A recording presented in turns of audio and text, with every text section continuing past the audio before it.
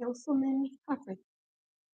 Pledge allegiance To the flag of the United States of America and to the republic for which it stands, one nation, under God, indivisible, with liberty and justice for all. Thank you.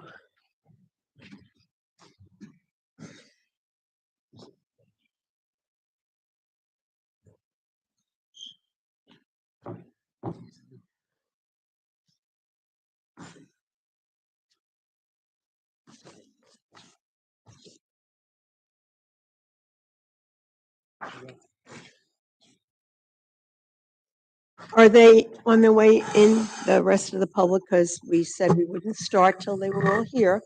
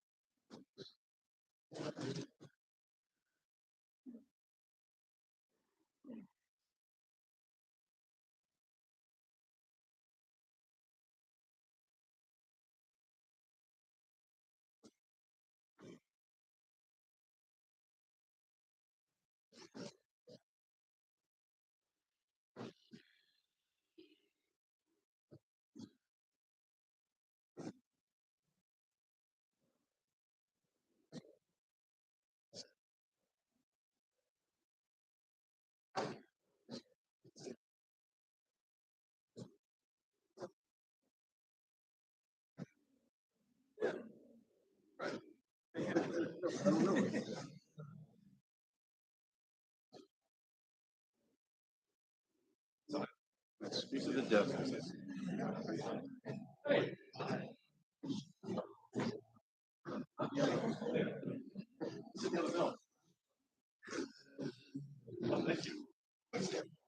We're just talking about you.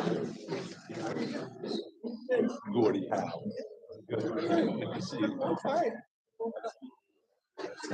My wife will be going 3 hours.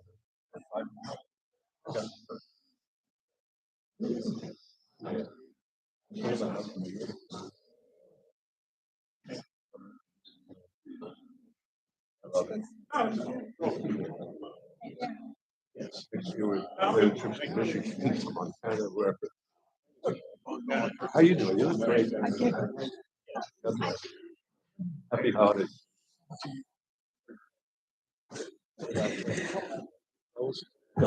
Okay, we will begin with the first application, TC 5433, 660 Motor Parkway LLC. Madam Clerk, if you would please read the hearing notice. Yes, thank you, Madam Supervisor. TC 5433 660 Motor Realty LLC.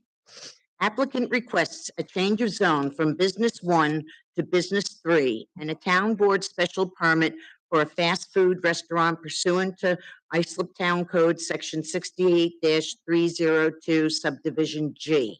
Site plan modifications are requested as part of this application, and the environmental impacts will also be assessed on this property located in the Brentwood School District on the south side of Motor Parkway, 200 feet west of Brentwood Parkway, Hauppauge, Town of Islip, Suffolk, New York.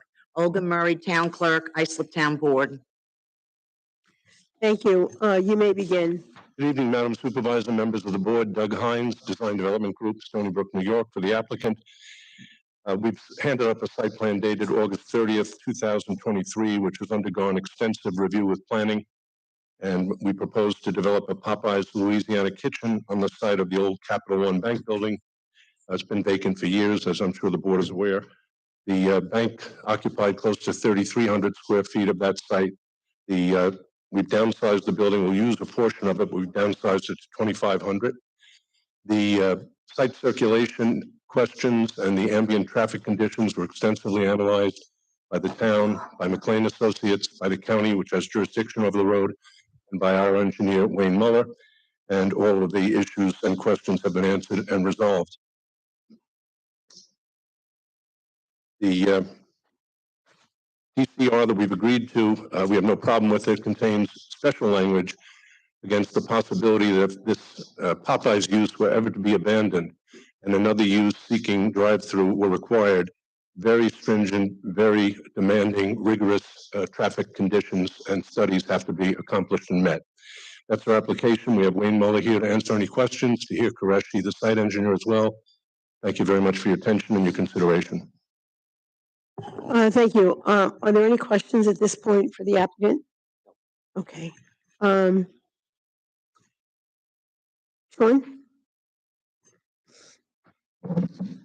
Thank you, Supervisor Carpenter, members of the board. This application is an opportunity to upgrade a site that currently has an old bank building as well as insufficient landscaping. You've heard from the applicant that we've worked out the usual details associated with a fast food restaurant. The department just wants to make clear on the record that oftentimes a property of this size is insufficient for a drive-through. However, the applicant has analyzed other Popeyes locations on Long Island and has demonstrated that this site could accommodate a Popeyes drive-through. For this reason, for the significant upgrades to the site, the department can support this application. Sure. Jerome Colgan, Town of Islip Planning Department, office here at 655 Main Street in Islip. Are there any questions for the department? Okay. With drive-throughs, always the issue of queuing comes up. How is this configured? They meet the town's minimum requirements. Their traffic studies show that they don't even need the minimum requirement. So we don't anticipate an adverse impact or a spillover onto the Motor Parkway. Okay, I'm sorry, man. that's right, sure. And the most recent covenant that we've been including with drive-through queuing is found in the covenants and restrictions under operational restrictions number 3. Again, stating that if there are queuing problems, that the applicant will have to come back before the board and address that. That's correct. All right, thank you. Any other questions for the department or the applicant for that matter? No. All right, hearing none, I'll entertain a motion. Motion by Councilman Lorenzo to close the public hearing. Yes, and declare a negative deck and approve. So we have a motion by Councilman Lorenzo, second by Councilman Guadron. All those in favor? Opposed? It is approved. Thank you very much. Good evening and happy holidays. You too, thank you. We'll move next to TC 5428, Miguel Garzon. Applicant request a modification. Oh, I'm sorry. That's I'll okay. ask the clerk to please read the hearing notice. Absolutely. Miguel Garzon, TC 5428. Applicant requests a modification of covenants and restrictions associated with TC 4752 to permit the demolition of an existing building for an office use. Site plan modifications may be required, and the environmental impacts will be assessed on this property located in the Brentwood School District on the southeast corner of Brentwood Road and 2nd Street, Brentwood, Suffolk County, New York. Islip Town Board, Olga Murray, Town Clerk. Thank you, Olga. We're ready for the applicant.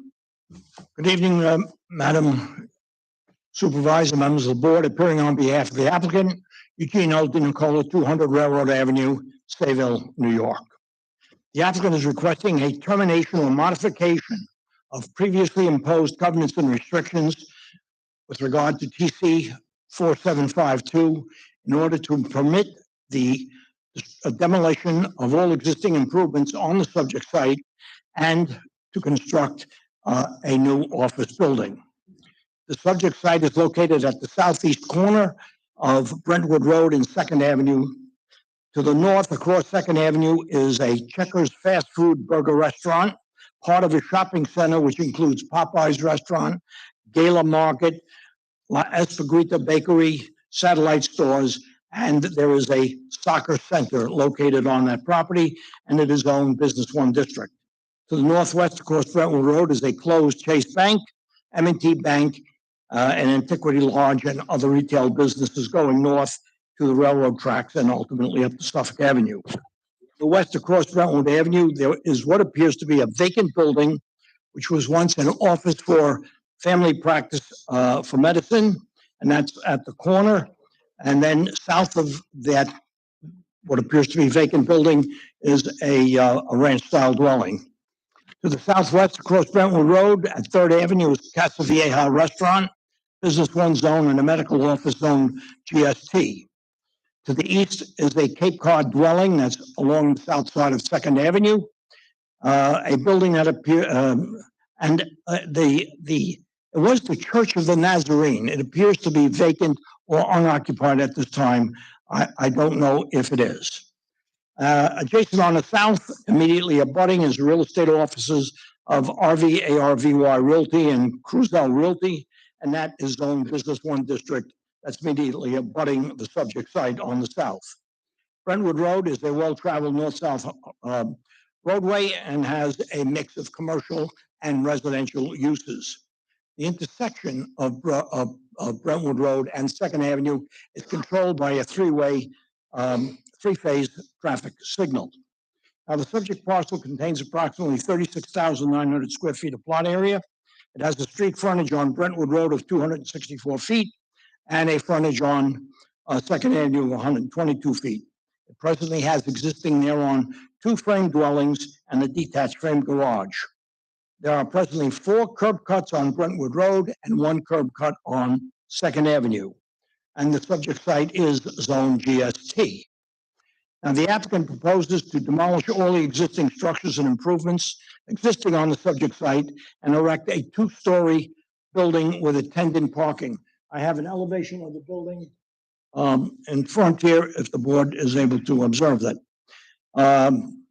The well-designed office building will be sited on the northerly portion of the property, with the parking extending to the south, as noted on the site plan that was submitted with the application.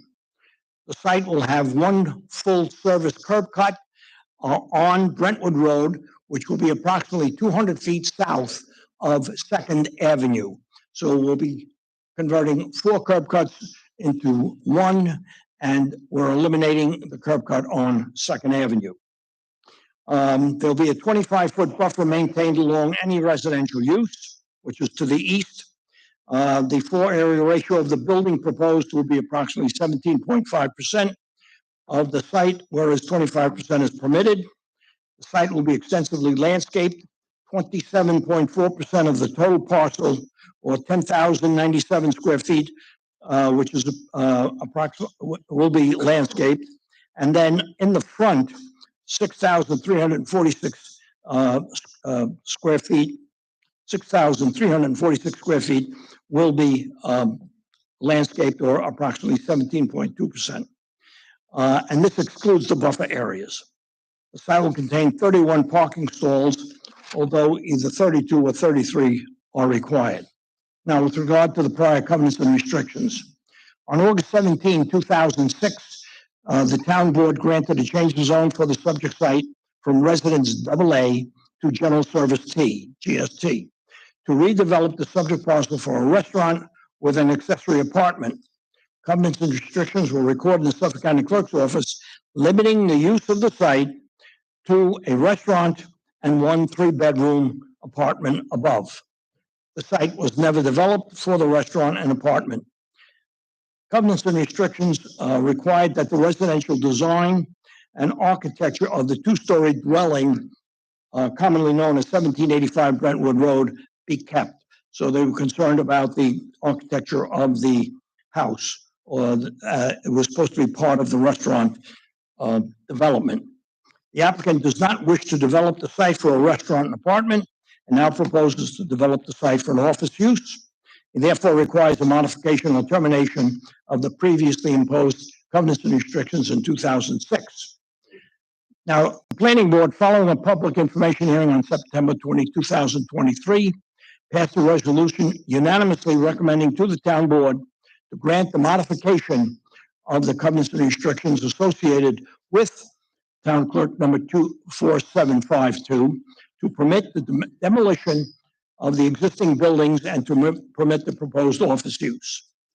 The planning board, prior to rendering its decision, required the applicant to have an engineering inspection of the dwelling, that is the number 1785, as well as an inspection by the town's chief building inspector.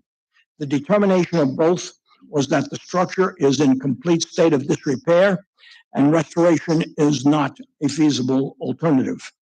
In fact, in order to restore the building as people wanted, it would cost in excess of $1,700,000.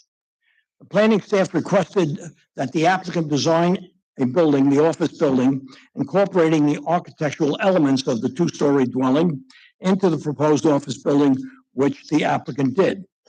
The applicant has provided elevations with design elements of the existing structure with regard to roof design, roof shingles, clapboard siding, and gable design.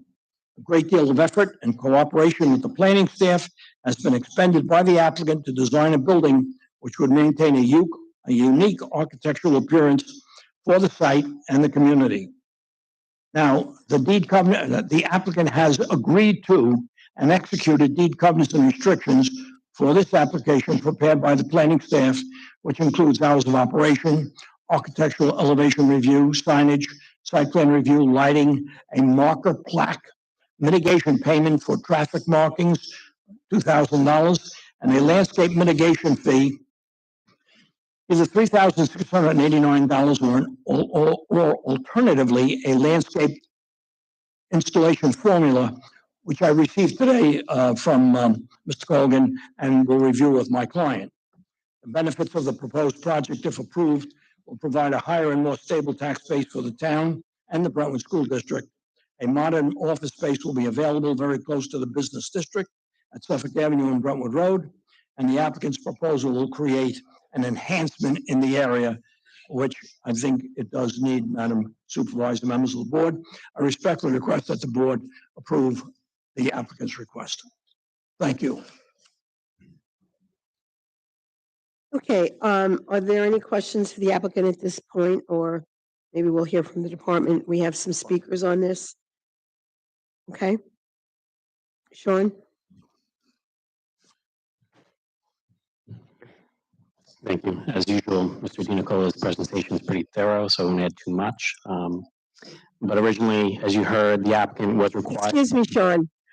Could you please ask those out there to please kind of keep it down? I don't want to have to close that door.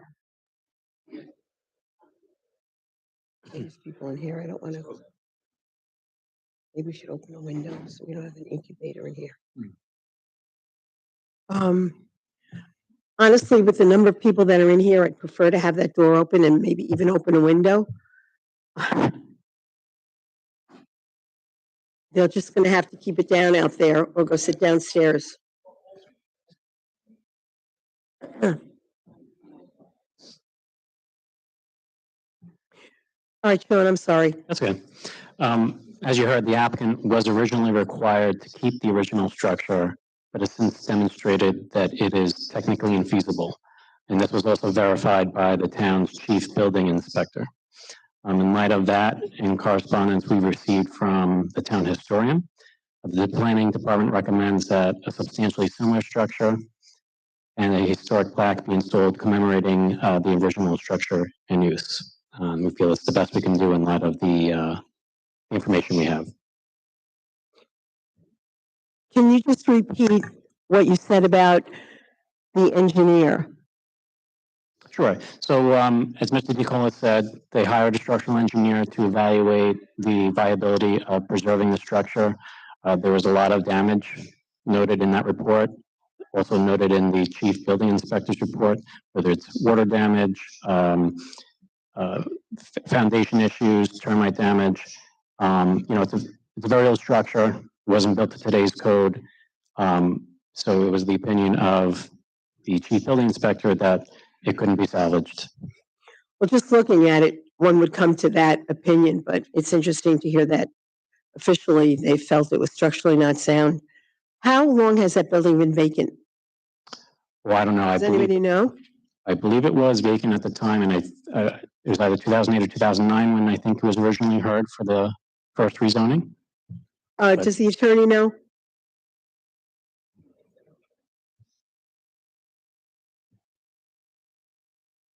Mr. DiNicola said since about 2002. Okay. A lot of water in 21 years. Are there any other questions for the department, or are there any? Sean, I go up there, we were just up there for the tree lighting. Second Avenue, Brentwood Road, 5 o'clock at night, it's backed up, trains go by. When's the, you say there's a curb cut going on to Brentwood Road, is gonna be a stoplight? I believe it is at a signalized intersection. Again, the new curb cut will be further away from that intersection, which would help minimize the number of conflicts with cars coming in and out and conflicting with southbound and northbound motorist traffic. So in terms of traffic, the site access is optimally placed. It has no access to the third, it's just second, That and is correct. because you're not gonna be able to turn right or left on Brentwood Road, leaving that at 5 o'clock at night. I mean, we were there just 2 weeks ago, and I go up there all the time. My son plays soccer up in K&K. And when the cars are heading east on Second, it backs up past the stoplight on Second that goes in and out of the shopping center. Traffic is an ongoing issue. There's a couple of issues with that. One, if you put on third or second, it's much closer to the intersection, so there's fewer opportunities to get in and out. The other thing to keep in mind is originally this was approved for a restaurant. So at that peak hour, you would expect the traffic coming in and out of that particular use to be worse than an office use. Those people are leaving, they're not coming back. You remember now, we've approved the Popeyes in there, Mhm. the pastry place wasn't there when this was approved 21 years ago. There's a lot of issues there in that area, that the park we just approved, I mean, it was gorgeous up there. There's a lot more use, and we're trying to move the actual bus stop into that shopping center. They have to exit onto Second, going back to Brentwood Road. And when- Actually, the bus stop has been moved to the railroad. That's where Oh, the that's right, shelters railroad, are. Sorry. So that kind of takes a lot away from there. And it helps mitigate some of the traffic issues on Brentwood Road because traffic is not being stopped for the buses that were stopping there in front of Ross Park. I mean, to respond to your concern earnestly, I'm not a traffic engineer. You're all aware of that. Do I think the traffic engineer would find that this proposal is less intense than the original one? Yes, I do. That's why we're comfortable moving forward without a traffic study, because something of this size doesn't usually meet that threshold. But, we leave it to the board if you want to further explore it, but We don't know what kind of office, he's gonna be in office. it can't be a medical office. Why? It will not be a medical office based on covenant. Are there any other questions for department? Sure. Sean, do you think that it may be worth to have an archaeological architect to come and study the structure to see if it can be salvaged? I mean, we have the structural engineer, we have the town's chief building inspector. I personally am not aware of what other professional you could hire to determine the feasibility of saving it or moving it. I'm relying on the people who do know, and that's the information that we're presenting to the board tonight. If there's another professional that could explore that, leave it to the board how they want to proceed, but at this time, I'm the department's of the opinion that it's probably not it's not doable. Thank you. Okay. Any other questions for the department? All right, we have some speakers, so let's hear from them and then we'll come back. Just to remind everyone that if you have signed up to speak, you have 3 minutes, not a question and answer, but just put your comments on the record. First speaker is George Muckenbach. I'm George Munkenbeck, Islip Town historian, Munkenbeck. Nobody ever gets that right. I'm George Munkenbeck. I am the Islip Town historian. I am speaking in reference to this particular building. I want to thank you, Madam Supervisor and the board for this opportunity. I'm appearing under section 57.07 in New York State Education Law, the third requirement of the town historian, which is historic preservation. The specifics of that requirement requires me to give information and background to the appointing authority on questions relating to history, preservation, research, and then submit resource studies, identify and nominate historic structures for registers. And as you've heard, I've already provided that to the planning department and assistance with them. I am here to support the efforts to preserve the Shutt House located at 1785 Brentwood Road in Brentwood. In April of this year, I was asked to do a record search and prepare a historic structure report for this structure. That report was issued on April 24th, 2023. It was provided to the requesting Islip Town offices on that date. And the research revealed that the home was placed on the New York State Inventory of Historic Structures by the Planning Department of the town of Islip on August 1st, 1975. The research indicated that the structure itself probably dates to before 1840 and definitely prior to 1860. And it was a witness to the story of the modern times community. It was, as many of our historic structures have been, given a Victorian facade during the late 19th century. In conversations with members of the community who have researched this history and the people and those people who lived in the home, it has been found that this particular home has a very deep history here for the town. And again, it gives the life to a structure. In the case of this home, it has roots in the antebellum South, the Jewish community, as well as modern times. Our youth need to learn the story contained in the walls this home has, and the struggles of those who came before them, to inspire them by exposing them to these residents who made a better life for them and built a very diverse community. The Shutt House is a unique opportunity for preserving a building that can inspire through adaptive reuse, would once again be a vital part of the rebirth of the Brentwood community downtown. The structure is historic, and it is an important part of the fabric of the area. Its loss would significantly remove a reminder of what the area once was and the unique history of Brentwood. It is recommended that the building be considered for some protection, perhaps even a PLP, and working with the owner and the community as a whole so that adaptive reuse of the structure can be considered for the property. Thank you, George. Okay, I'm sorry, my medicine is killing me, so, but I cannot agree to demolition. Thank you. Thank you. Next speaker, Peter Ward. Thank you. My name is Peter Ward. I'm the historian of the Brentwood Historical Society. We have spoken before about the historic nature of the house, and one thing that we wanted to... Excuse me, if you could just put your address on the record. And my address is 337 Bay 3rd Street, West Islip. So we wanted to make sure that it was known that we were willing to provide the funds for a historic architect to determine whether the house can be saved and what preservation would cost. And I also received a letter from Tara Kuby of Preservation Long Island supporting preservation efforts for the house. And I can read the letter or give copies to the board if you'd like. Copies would be fine. Thank you. Okay. Thank you.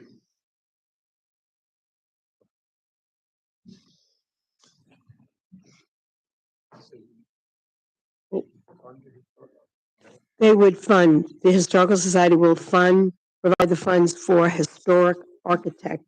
Yes. We have the letter. Yeah. The letter was provided to us today. Oh, okay. Yeah. All right. Thank you. All right, thank you so much. Next speaker, Jason Klasowicz.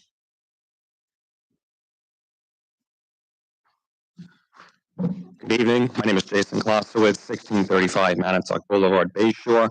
I am a local historian and author. I authored the book with Arcadia Publishing on Brentwood. We have sent this, the research that we have compiled and are working with George Munkenbeck, Pete Ward, and others has been delivered to the town board. Thank you very much. Basically, the bullet points are the house dates at least to 1850s modern times. It is one of the last extant structures from the modern times community and early Brentwood. It is potentially older than the preserved Dame House and the one-room octagon schoolhouse. Its Queen Anne Victorian style architecture makes it architecturally unique to the Brentwood community and the surrounding area. There is a possibility of an indoor cistern, which again would make it architecturally unique in most of Long Island, and the cistern would link it to Josiah Warren's Mechanical College in modern times, Josiah Warren being the founder of modern times. It has been little modernized or renovated in the 20th century, and it is a known local landmark. The original occupant, Ellen Schutt, was involved in the social movements and philosophical debates of the day, with many of these debates taking place inside the house. We know it is historical. We know these historical events happened inside the house itself. She is a founding member of the Brentwood community, and she was socially and historically prominent.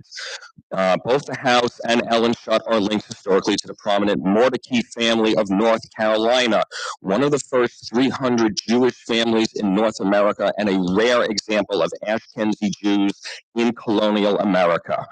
The present owner, Mr. Garzone, does not live in Brentwood. His local businesses do not support the civic or youth organizations in the community, and he is, we want to basically try and preserve this house. He has left windows open since that 2006 covenant to let it deteriorate. It is claimed that the structure is not salvageable. You've already heard the recommendations for an outside independent architectural historian to come in and assess the building, as well as an outside independent structural engineer to assess the property. The owner is only claiming $1 million to restore it. That's quite cheap in terms of restoring historical architecture, historical buildings. Both George Munkenbeck and myself can tell you, being inside some deteriorating buildings that have been saved, it is possible. The one-room schoolhouse in Brentwood is a perfect example of that. The obvious answer, so all parties can be resolved, is to make it a historic overlay where the exterior of the house is kept historically relevant, but they can modernize the interior. Or we need to find an organization that will buy the house and restore it, namely Northwell Health, Suffolk Community College, Stony Brook University, LIU, or the Brentwood School District leap to mind. If this house was south of Montauk, it wouldn't even be a question. Obviously, the house and Ellen Schutt have historical qualifications for preservation and landmark status. Stop tearing down Brentwood's vanishing history. Thank you.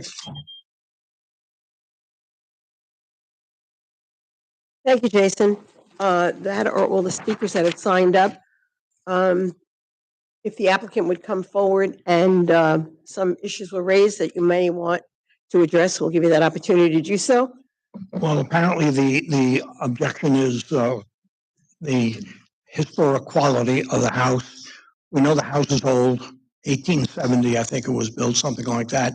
And as one of the gentlemen mentioned, the primary contact probably with this house and the occupant, the woman, the wife of Mr. Schutt, she came from North Carolina, a prominent Jewish family in Wilmington, merchants, et cetera, et cetera. Again, I don't know how historic that really is with regard to this particular structure.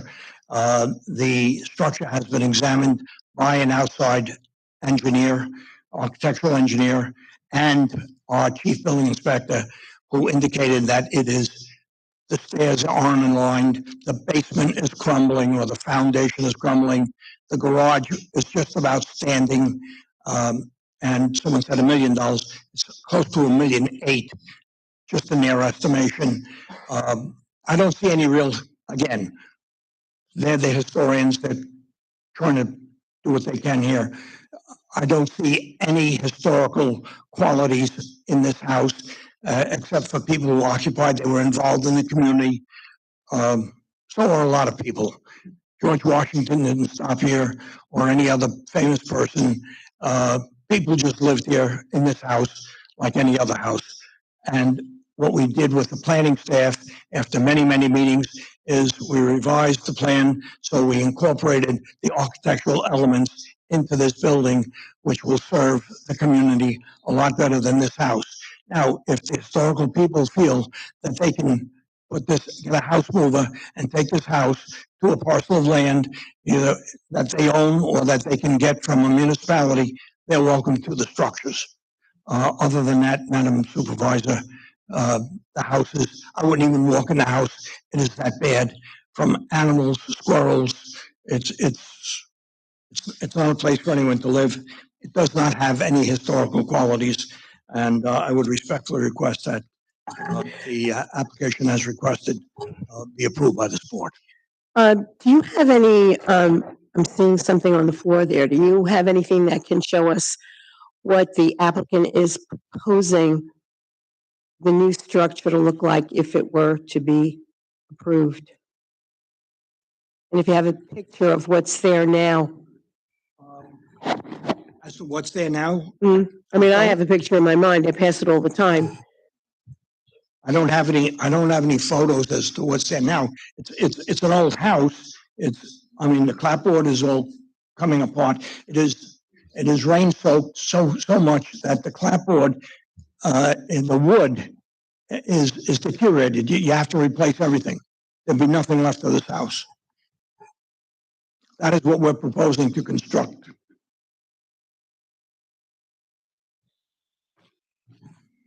Certainly.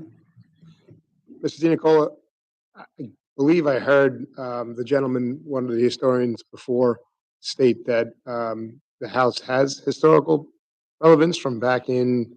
Yeah, it was never placed on any historical register. It was listed by the planning department back in 1975, to the best of my knowledge. However, that's as far as it got that I know. There's nothing with the state, nothing with the federal government, nothing. Yeah, I do believe we in town of Islip have many dwellings that are on a list for historic relevance, I believe, right? Is that correct? Not an historic dwelling? This may have been, it probably was in 1975, but only with the town. I don't think I have one beyond that. Could you bring that rendering up here, because that looks a little bit different from what I'm seeing here.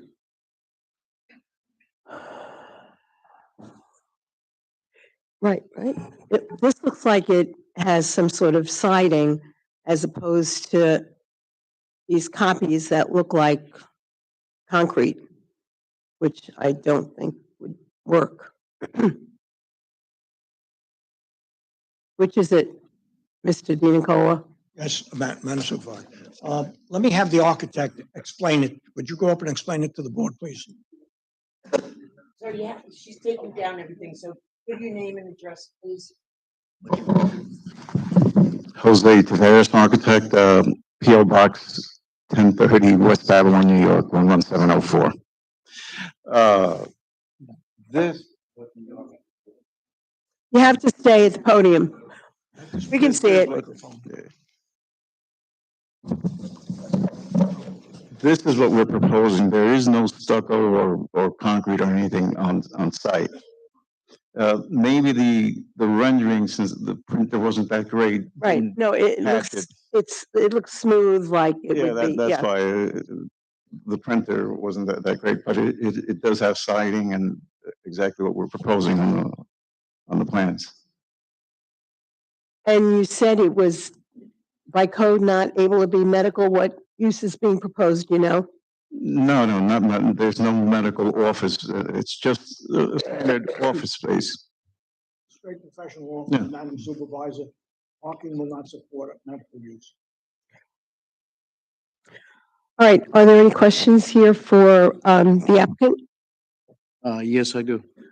Sir, so with that rendering, the proposed new structure will look like the old one, the existing one. Yes, we're trying to use a similar looking materials and so forth. As a matter of fact, the base of it, if you notice, it's the pebble stone that you see, the river stone that you see on the posts that are, the piers that are on the driveway as you come into this one. We're trying to use that same material to also be similar. But the clapboard, it'll look like the clapboard. We're trying to keep the same motifs, the dog houses and so forth, similar to what's existing. In other words, we'll keep the character of the existing structure. Correct. Okay, thank you. To the point of acknowledging the historical significance of the parcel, could you repeat for me what you said about a monument? And was there something else that the developer was proposing? What we're proposing is a plaque, not a historic plaque, but it will be a plaque that Hogan had requested. We agreed to with some sort of history. So he's going to have to give me the language for that. He wants to put a marker plaque, but it is not a historic marker plaque. It's a marker plaque regarding the existence of the dwelling and whatever language any wishes to have. Okay. Are there any questions? Oh, certainly. Sorry. I'm sorry, I apologize. I never had a chance to drive by the dwelling as it sits now. Is the dwelling, is these renderings exactly what the dwelling is going, it looks like now? You're just redoing it? No, exactly that, It's or you got gotta be different on it? similar look. It can't be the same exact building, but Why- it has why- similar We're gonna have characters. clapboard siding, shingle roof, and we developed this, what do you call this? A little dog. Right now, the existing house also has this cupola type format and it has a sort of a curved side to it. And that's what we're trying to mimic in. So you would plan. replicate We're trying to that replicate. It's not curved exact, side, but the yes, cupola. we have it, yes. But you're gonna replicate it to your best of your ability of the Yes. house that's there now? you're Yes, saying. correct. And you can see on the 3D renderings more or less what that looks like. Jason, is that a picture?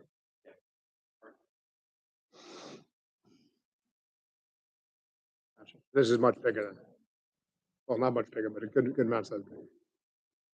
Okay, thanks. Thanks, Jason. Thank you. I'd like to, unless anyone has any more comments or questions for the applicant, I'd like to ask Sean to come back up.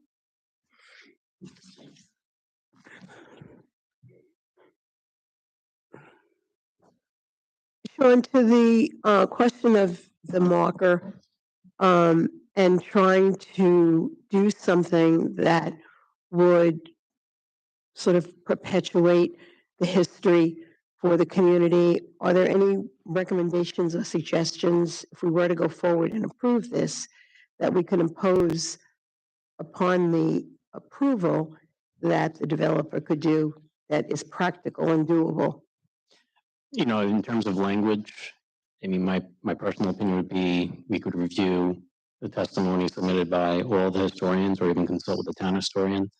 Generally, you've all seen the plaques. They're not enormous, but certainly you can identify it as the Shutt House, the significance of who any of the Shutts were, and maybe the original age of the structure. But the historic stuff is not my particular expertise, but we would certainly rely on those that do have that expertise to formulate what that plaque would say. So, as part of the approval, if we were to go forward, we could require that the developer's representative meet with the historical society and come to some sort of, agreement on language and what they would see that Yeah, would respectfully honor the history. I think that would be most appropriate moving forward if the board does approve this application. All right, are there any other questions? Okay. All right, so in light of that, I'm going to make a motion to, I'll ask for motion to close the public hearing. Close the public hearing and to send the input on the historical society, historical architect. Well, I will go along with 1 month to January. Does anyone have any idea of how much the architect that the Historical Society has committed to paying for would cost? And is that a real concrete commitment from the Historical Society? I don't see the president of the Historical Society here. No, he's not. No, he's the historian. He's not the president of the Historical Society. Right. Come to the microphone, please. You went out there and said you're going to pay for it. Do you know how much it is? Well, it can vary, but it could be around $5,000. But we've also spoken to historical architects who mentioned the possibility of volunteering their services. And the president of the Historical Society was not able to be here this evening, but did agree to that we would do that. So I can speak for Ellen that we've agreed to Okay. on that. All right. Thank you. You're welcome. The council person representing that area has requested that we reserve it for 1 meeting. And so you need to move with due speed. Okay. Okay. All right. So we have a motion by Councilman Guarjone, second by Councilman Cochran. All those in favor, closing the public hearing and reserving for 1 month. Oh, great. Thank you. You're welcome. Thank you. Okay, let us move now to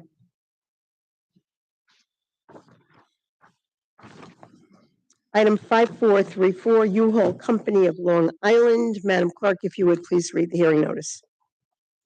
Certainly. TC 5434, U-Haul Company of Long Island. Applicant requests a modification of covenants and restrictions associated with TC 5211 and a planning board special permit for the overnight parking of registered vehicles pursuant to Town Code Section 68-340 Subdivision 1C. Site plan modifications are also required on this application. The environmental impacts will be assessed on this property located in the Sachem School District on the west side of Lincoln Avenue, approximately 1,500 feet north of Church Street, Holbrook, Town of Islip, Town Board, Olga Murray, Town Clerk. Thank you. Good evening, members of the board. Matthew Elward, AYLWARD with R&M Engineering, 50 Elm Street in Huntington. I'm here with U-Haul at 1110 Lincoln Avenue. We're seeking modifications to TC 5211, which was associated with a change of zone that was filed by U-Haul in 2015. At that time, U-Haul was looking to do outdoor storage in the rear of the property. That change of zone was approved. It went from IND1 to IND2. At some point after that approval, the paperwork was not filed. Something was missing, but the actual change from IND1 to IND2 didn't happen. So the property is actually still IND1. Fast forward to today, the future plans for U-Haul is no longer for outdoor storage. They'd like to construct a building in the back, a warehouse that will house their U-boxes, as well as store on the south side of the property, not store, but park overnight their U-Haul vans and trucks. So we need TC 5211 to be modified to no longer speak to that IND2 change or the outdoor storage. Okay. Any questions? No. Okay. Sean?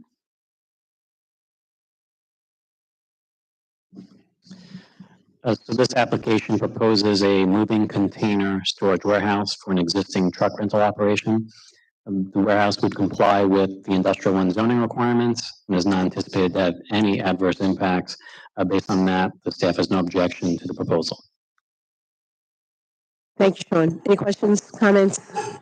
Hearing none, I'll entertain a motion. Motion, close the hearing, adopt negative declaration, approve the application. We have a motion from Councilman Lorenzo, second by Councilman O'Connor. All those in favor? Aye. Opposed is approved. Thank you. Thank you. Good evening. Thank you. Okay, next application.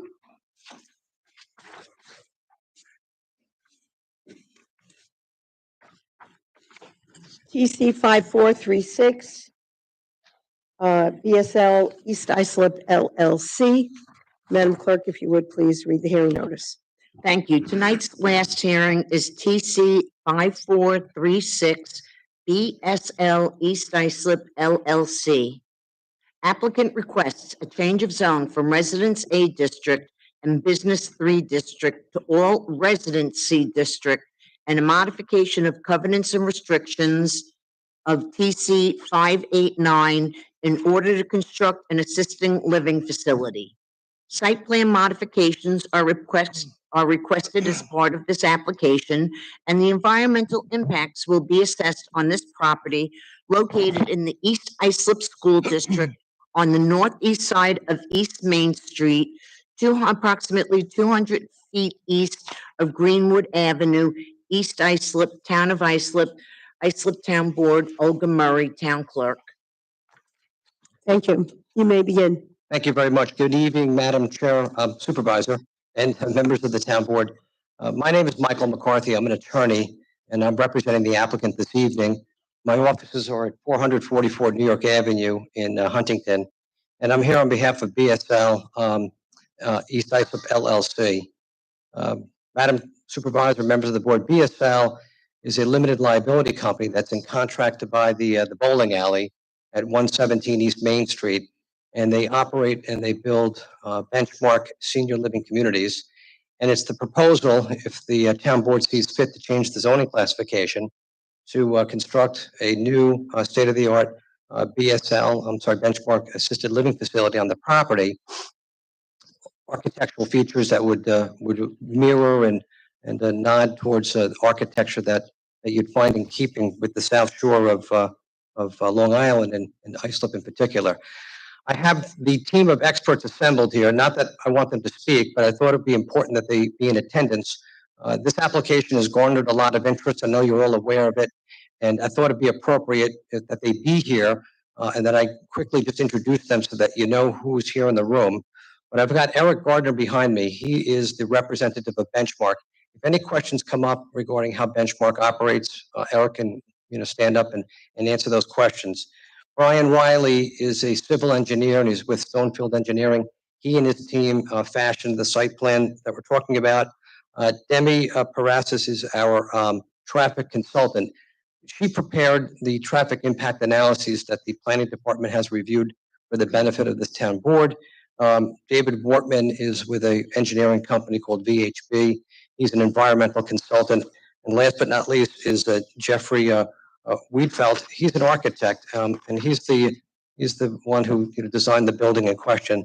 I know it's. I want to try to get through this as fast as I can, but I don't want to leave anything undone because I want to talk about the application itself, what an assisted living facility is in comparison to a skilled nursing home, and what we're proposing. So the property in question is 117 East Main Street. It's 4.3 acres. It's the bowling alley. It's zoned predominantly Business 3. Small areas of it are zoned Residence A, and we're requesting a change in the zoning classification to the Residence C district in order to build the benchmark. You may recall that the town board changed the zoning classification about 2 years ago in July that allows an assisted living facility as an unconditionally permitted use in the Residence C zone. So that's what we seek.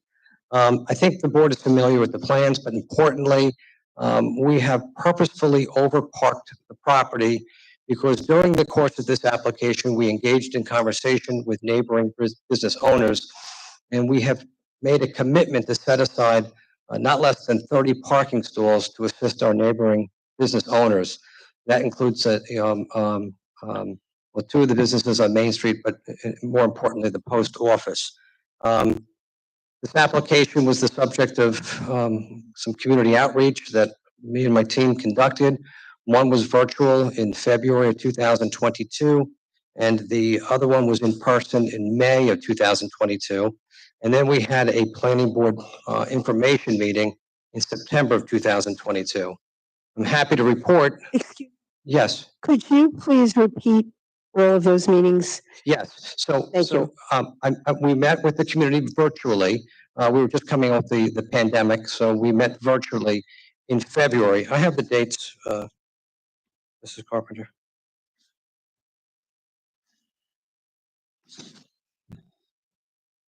We met virtually. We did a Zoom meeting on February 15th, 2022. That meeting went for a little over an hour. We had a lot of participation. We received a lot of information. I can tell you that as a consequence of the information that we received in our February meeting, we substantially revised the building. We made the building smaller, and we oriented the building towards Main Street, and we closed off the entrance onto Greenwood. Originally, the original building, if the board is familiar, it was proposed that the main entrance, the front door, would be on Greenwood. So we substantially changed the building. We met again with the community. This time it was in person. We met at the hotel, near the courthouse, and that meeting was on May 5 of 2022.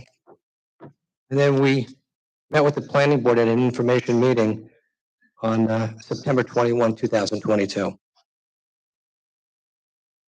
But I think it's important that we made strenuous efforts to reach the community. We listened to everything they had to say, and I can tell you that the plan that you see before you reflects every comment, every thought, every concern that the community expressed, from architecture to buffering, to orientation of the building, to ensuring that there's parking for our neighboring business owners. But I also think it's important that I go over, the difference between an assisted living facility and skilled nursing care. There seems to be a lot of misconception out there. I'm familiar with the social media chatter. Maybe some of you are as well. Some of it is deserving of response. Some of it perhaps is not. But the main distinction between assisted living is residential. And I don't know if any of you had family members that resided there. I've had my mom and dad through both. Place where they can live with dignity, a place where they can live independently, but a place where there's going to be socialization, there's going to be a meal for them, there's going to be medication management. And when you can't get to be with them, there's someone on site that can help them, hence the word assistance. They're designated residential, under any state code or any traffic code that you look at. And it provides an opportunity for people to live with assistance and dignity. And the most important thing is most of the people, 90% of the people that will move to this benchmark facility, if the board allows this application to go forward, come within a 3-mile radius. And the reason for that is that these are members of your community. They want their doctors. They want to be able to go to their church or their synagogue. They want to be close to family. And I think we all know it. We read about it in Newsday. We're familiar with it. We're all getting older ourselves. There's an aging demographic. And, Suffolk County in general and Islip in particular, it's a veritable desert when it comes to senior housing and senior assisted living housing. To contrast that, by the way, to a skilled nursing home. And an example that I'd like to use is Momentum in East Islip. Now, I must profess, I'm not familiar with Momentum personally, and none of our traffic impact analyses considered Momentum because we're completely different operation than a skilled nursing home. A skilled nursing home is a situation where you're coming typically from a hospital. You're there for post-operative care.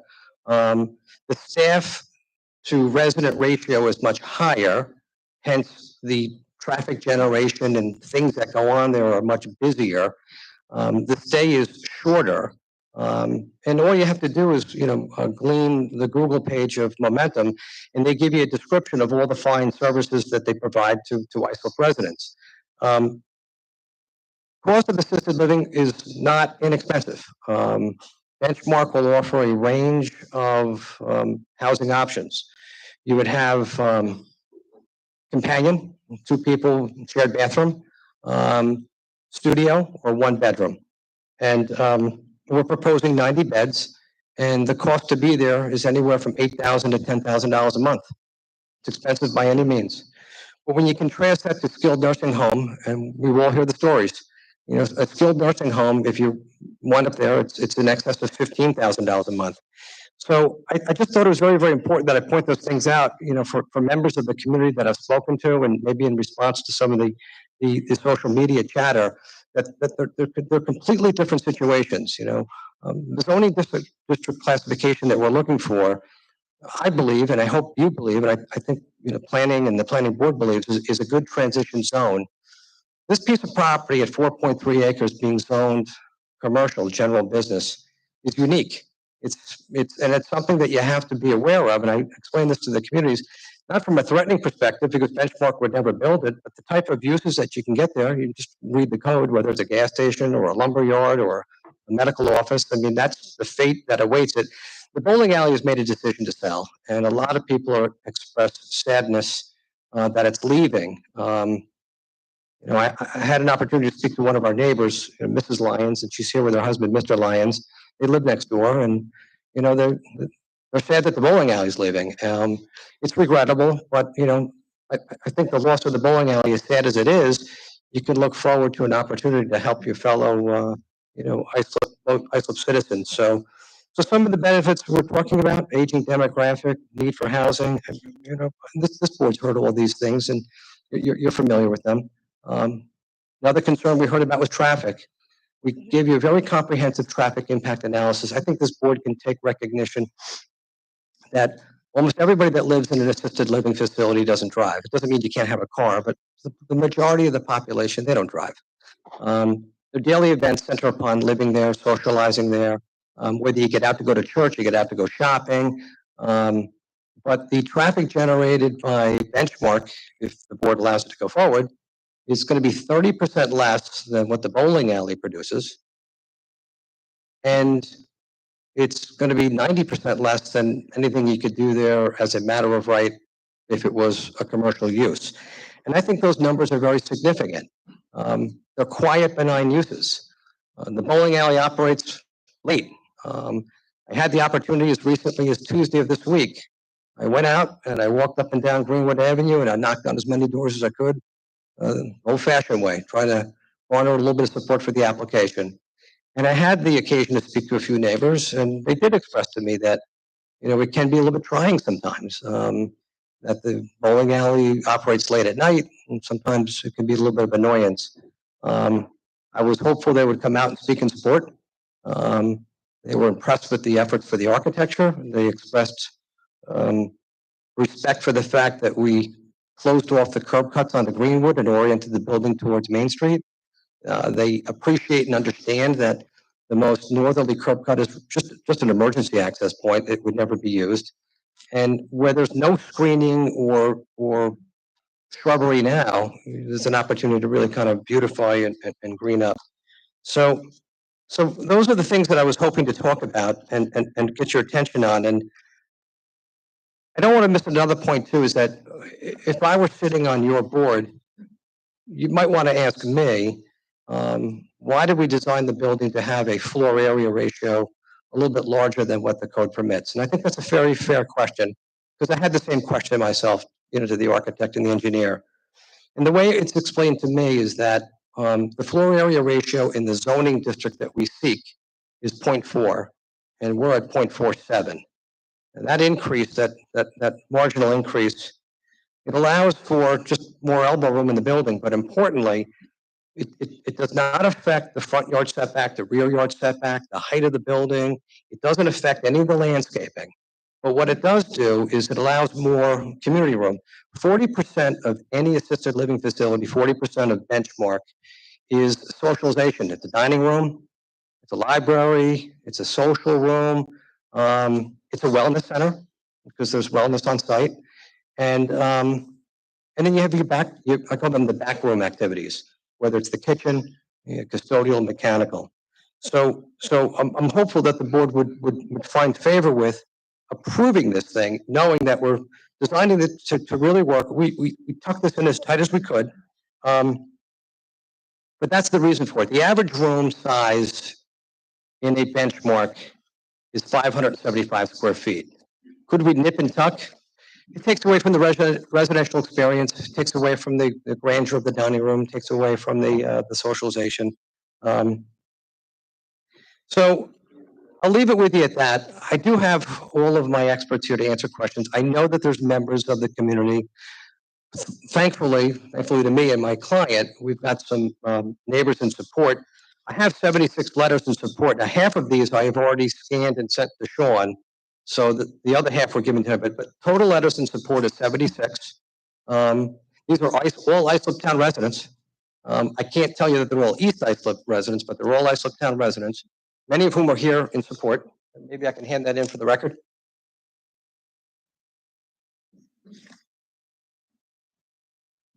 Thank you.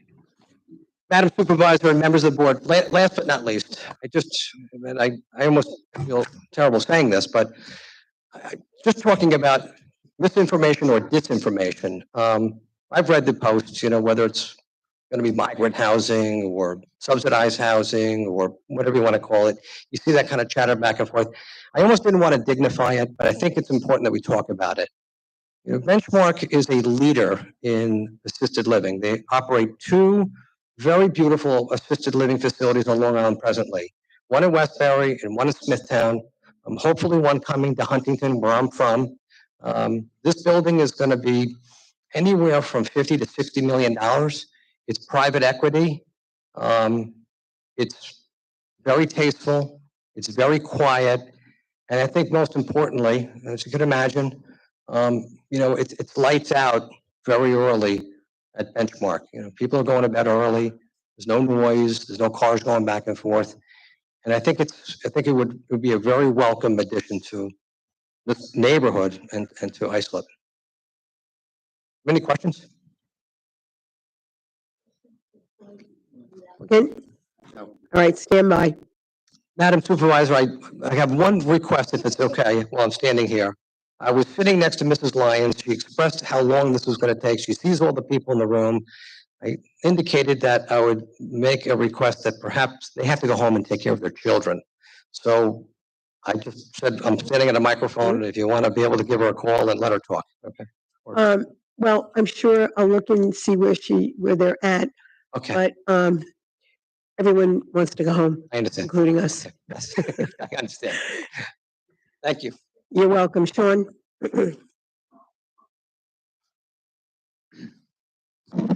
Thank you. The town has received multiple emails that we forwarded to the board detailing concerns about the traffic and this proposed use within a residential area. And the current Business 3 zoning district is one of the most intense zoning districts within the town zoning code. It's where fast food restaurants, gas stations, and car dealerships are permitted.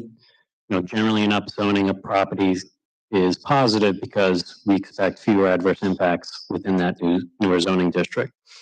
The use and appearance of the proposed assisted living facility is more harmonious and contextual in your residences than your conventional Business 3 use, which almost never has a residential character. It would also be a more appropriate transitional use from Main Street than your typical Business 3 property. We have demographic data showing that the town's population is aging. Multiple housing options are needed for different ages and abilities of all people. Assisted living allows senior citizens to remain in their community who otherwise can't stay in their homes and need alternatives such as this proposed facility. The department has also received complaints regarding late night activity from the existing bowling alley. A change of use to assisted living would directly address those complaints because outdoor activity isn't anticipated at night from that use. As a residential use, people aren't hanging out outside, not particularly from an assisted living facility. There have been a lot of concerns raised regarding the Momentum Nursing Home that's further east on Main Street in East Islip. There are differences between a skilled nursing home and assisted living. A skilled nursing home needs more parking as there is more intensive care provided there, and hence more staffing is needed. Assisted living does not require as many staff as a nursing home because residents are capable of walking and taking care of many of their own needs. It's very different. The proposed zoning in the residency district, as well as the covenants, prohibit this from becoming a skilled nursing facility. So I just want to make that clear that it can't become Momentum. Lastly, traffic has been the prominent concern. The applicant has submitted a traffic study that shows that the assisted living generates less traffic than the bowling alley, and the town's independent traffic consultant agreed with those findings. An assisted living facility would also generate less traffic than other conventional commercial uses that would be permitted in the Business 3 district, including an office or retail center. So I just want to make that clear for the board, how we and the planning board arrived at the determination that we think this would be an upgrade over the status quo. I'm here if you have any questions. I know that it was approved by the planning board, and they're just advisory, but what was the tenor of their opinion on it?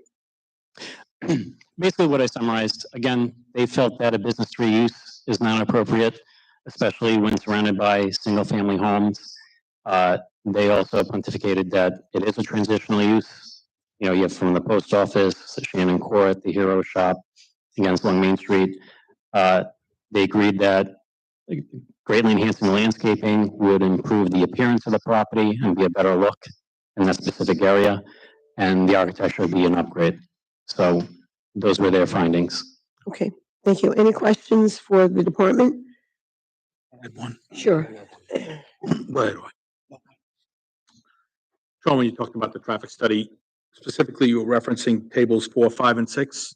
That's what I was referring to, correct? Contained on pages 10 and 11. I guess I probably should have asked this of the applicant when he was making his presentation. Madam Supervisor, would you indulge me to allow me to ask the applicant a question Sure. now? Sure. Was this traffic, Mr. McCarthy, was this traffic, it is McCarthy, right? Yes. I'm sorry, I didn't want to get your It's name. okay, Mr. O'Connor. Got to keep the wrong. Irish. Christmas. Was this traffic study shared with the community? I don't know that I didn't personally share it, whether the town shared it or whether it was on the website. But I can tell you that it was the subject of conversation at both community meetings. I'm specifically referring to tables 4, 5, and 6 on pages 10 and 11. We didn't share it. No, we did not. Wouldn't you, I mean, I'm going to reserve comment. Thank you. You're welcome. Councilman Cochran, yeah, yes, you're next. All right, good. Sean, well, Mike's up there. Sean, I have a question for you. Because I think in the room, you and I were here when we did the Bristol and Sayville. I wasn't here for the Bristol, I was at the planning board hearings. Okay, because that one on Lakeland, being a little smaller road than Montauk Highway, had the same kind of complaints. And since it was built, it's been a model for that part of community in Sayville. And I think that's one of the things that the council brought up, that it's not a nursing home, it's assisted living, and the usage of travel in and out is not the same as a nursing home, a doctor's office. That's correct, and we've received no complaints about the Bristol, as you know, and I've been here since it's been approved, so. Like I said, these are generally harmonious uses. It's not the in and out that you might expect from, like you said, a medical office or a nursing home. I have a question.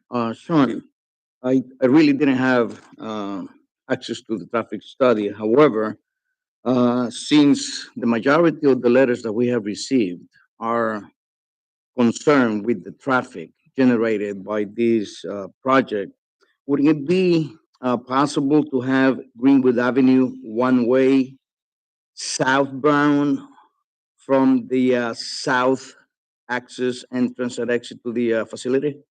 It's possible, but what you're doing is now anyone who needs to go northbound is forced to go on the main street where the majority of the complaints are stemming from. So now you're adding traffic onto Montauk Highway, which you could prohibit or like limit, I should say, for those folks who are looking to go northbound on Union Boulevard. So whether they're going northbound on Greenwood or any other major north and south corridors along that stretch of Montauk Highway, I don't think that's advisable. It's certainly something we could bring back to our traffic consultant, but he nor the state raised that as a suggestion. All right. Thank you. Okay, certainly. John, obviously, we're not the zoning board, so I'm not trying to act like it up here. However, I just feel that I know a lot of letters that I've seen regards to the size of the building and the development that's could be possible there. I would just like to see, if they could stay within the variance needed, and it may help with the community instead of having to be a little bit bigger. I know it chips away, but they're right there. They're not that far apart on that. So I would like to see, just wanted to put on a record that I would like to see them stay within the core of the FAR. Thank you. Okay, if there are no other comments or questions for the department, I'm sure there will be after we hear from the speakers. And we have a lot of you. So I'm going to ask that if you're going to be coming forward with something that's already been said, you can say I agree with, so that we can try to move this along as expeditiously as possible. Every speaker has 3 minutes, but again, let's do it respectfully. First speaker is Dana Alick.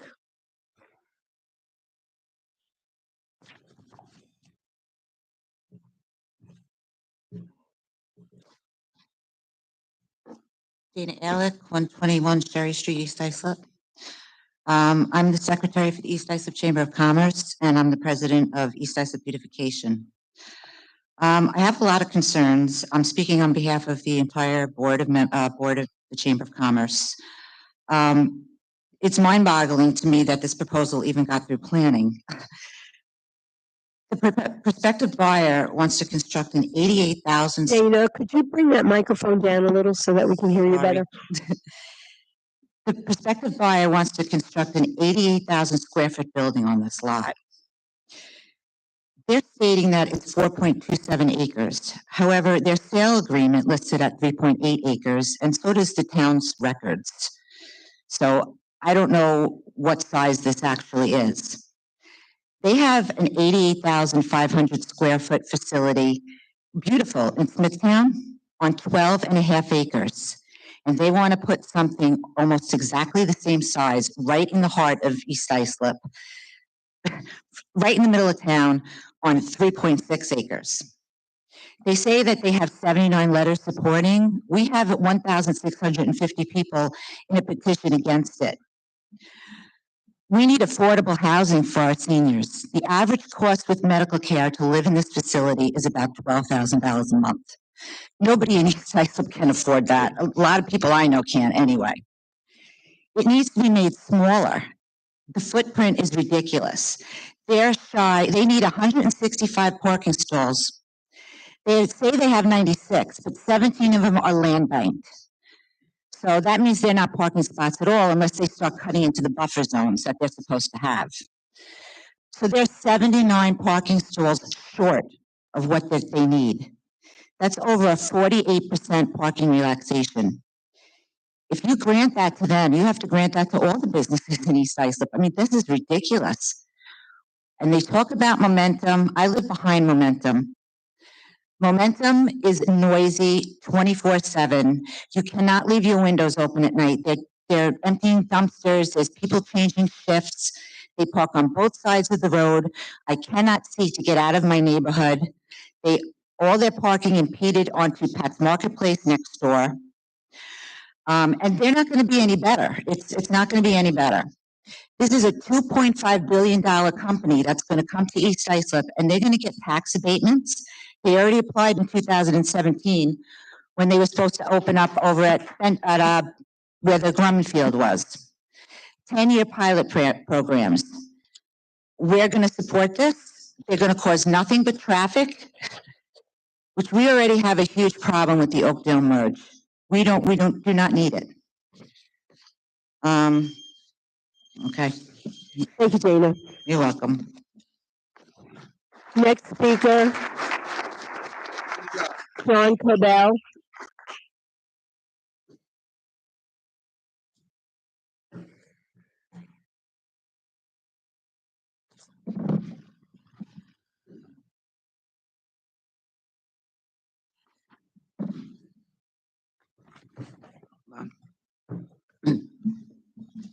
Yeah, my name's John Coble. I live at 39 Schoolhouse Road in East Islip. I've lived here since 1974. And I've seen what happens when you permit, okay, and allow zone changing. The zones are there for a reason.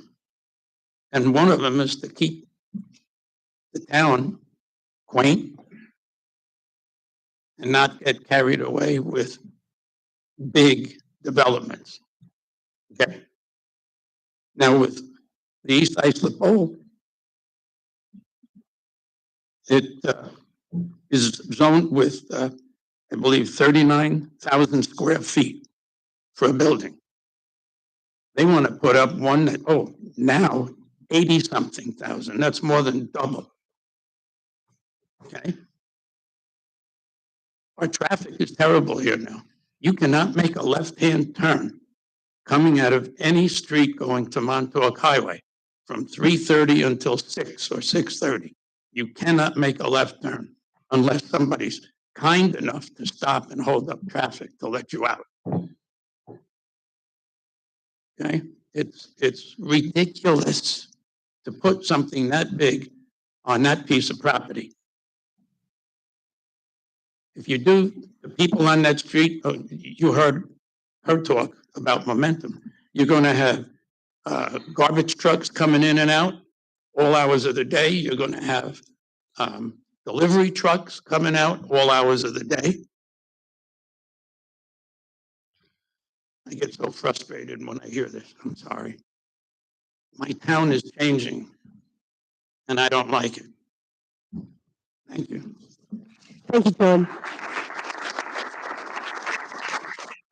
Joshua Rodriguez.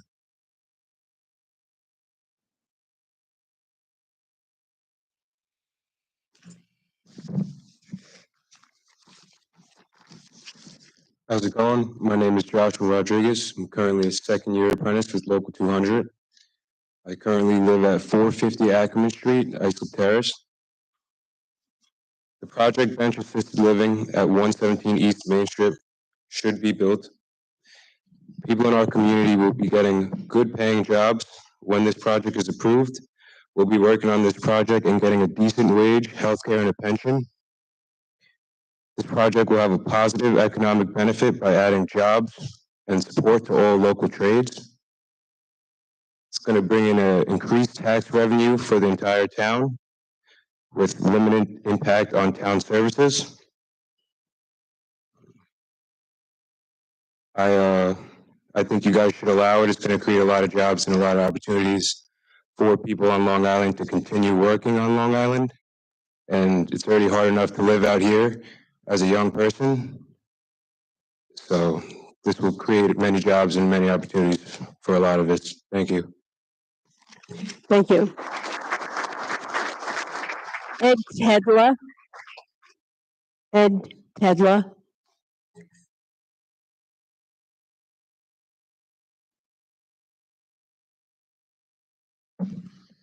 Good evening. My name is Ed Pedler. I live at 62 Birch Street in Islip. I've been an Islip resident for 48 years. I went through the public school system here. Then I was fortunate enough to go through the apprenticeship program at Plumbers Local 200, where our training centers are located in Islip. I became a journey person, and now I am proudly the organizer at Plumbers Local 200. As an Islip resident, I feel that the Benchmark project will be beneficial for the town. Benchmark has proven to be good neighbors.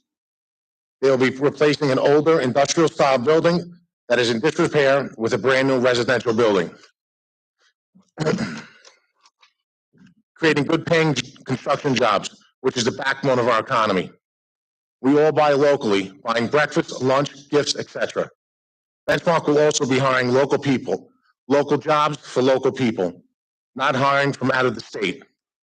Lastly, this will be creating permanent jobs for our children and a place for our seniors to live locally. I would like to thank our seniors that volunteer their time at our local senior centers. Please consider this application for the future of our community. Thank you. Thank you, sir. Joe Scucciarini.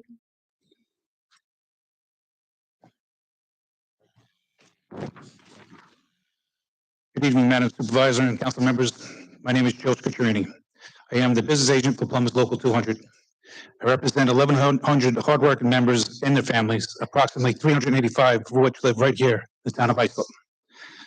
Our first-year apprentices are here in the audience right now. I am also a town of Islip resident.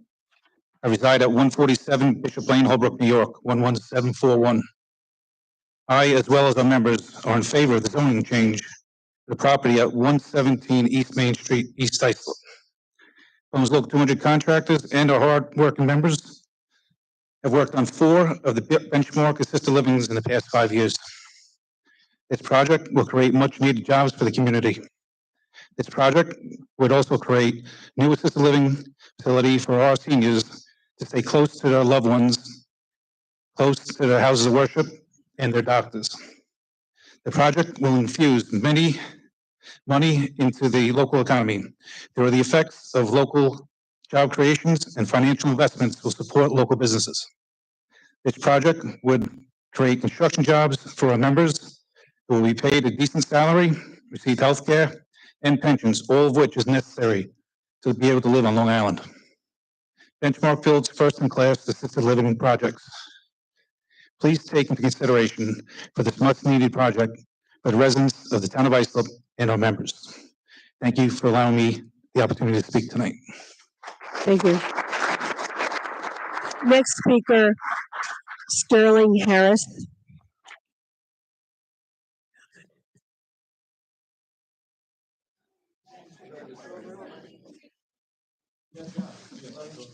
Good evening, Madam Supervisor, members of the board. My name is Sterling Harris. I've lived in this town my entire life. I live here, 8 Roosevelt Avenue, right around the block. My aunt raised me, my great aunt raised me in this town my entire life. She's in an assisted living right now. I'm working hard. I'm a member of the local 200, and it's about getting a decent wage. She raised me in a manner that was far and beyond what she could afford, and I intend to do the same thing. So I believe that this benchmark assisted living is a phenomenal thing for not only the local 200, but it's an iota of respect that I can pay back to her by putting her in a facility like that. So please, I hope that you would approve this. Thank you.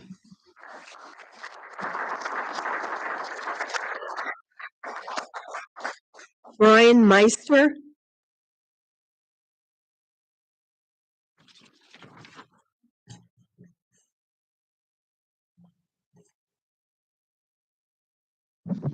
Good evening, Madam Supervisor and Council.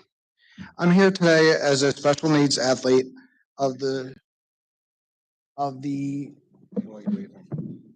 I'm here from Lyndhurst. I reside at 493 South Walnut Street in Lyndhurst. I'm here today as a special needs athlete of Shooting Stars Bowling League. If the bowling alley is no more, there will be no place for us as special needs athletes to continue bowl. And I've been bowling there for about 3 years, and I've really have a good time there. I don't want to see a bowling alley leave and for us to go nowhere else. Thank you. Thank you, Brian. James Capron.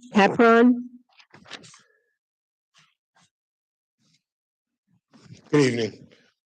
James Capron, 2123 Fifth Avenue, Ronkonkoma, New York, 11779. So the project Benchmark Assisted Living at 117 East Main Street in East Islip, New York should be built. The project is going to improve the neighborhood by replacing an old industrial building that's in disrepair with a brand new residential building. Benchmark Assisted Living will also provide much needed supportive housing for seniors that need help with daily living, as well as providing jobs and, securing our future as far as that goes. Thank you for allowing me to speak.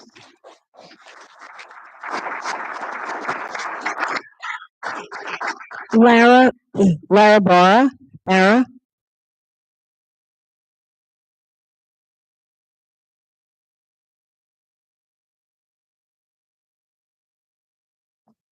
Good evening. Laura Barra, 166 Amityville Street, Islip Terrace, New York, 11752. I would like to express appreciation for the fact that the unions are here. However, they are here for selfish reasons. Excuse me, could you speak into the microphone and maybe a little slower? Sorry, I'm nervous. I don't like doing this. Oh, just relax. I am respectful of the fact that the union members are here, and I'm happy that it would give them good jobs. However, these are selfish intentions for them to be here. It is for themselves. Most of us that are in this room are here for the community. There are other offers on the table that would comply with the bowling alley existing use. The bowling alley is right to sell their property should that be what they have decided. However, they don't have the right to take double the money, let's say, because they're counting on a change of zone.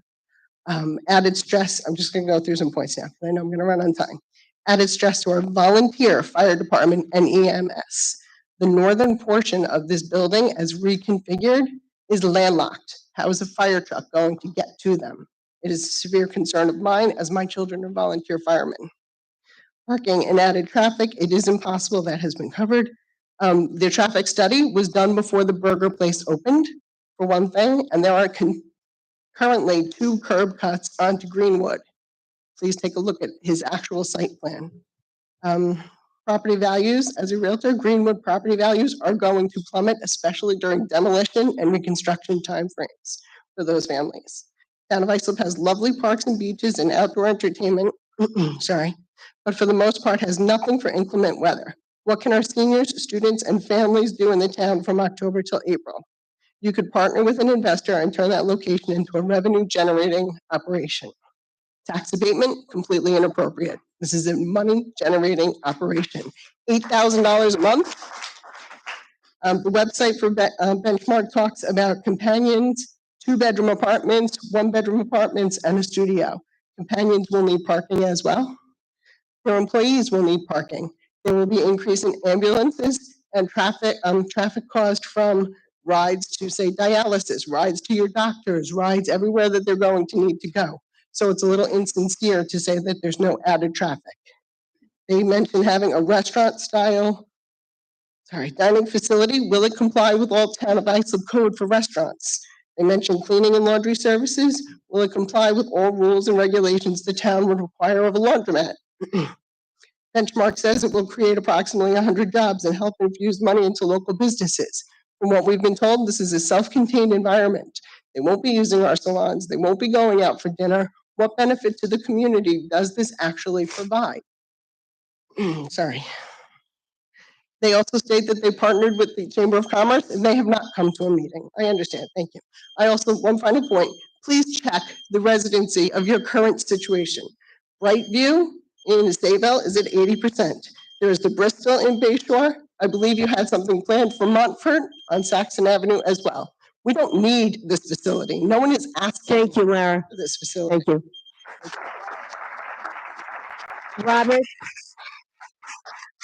Robert Christie.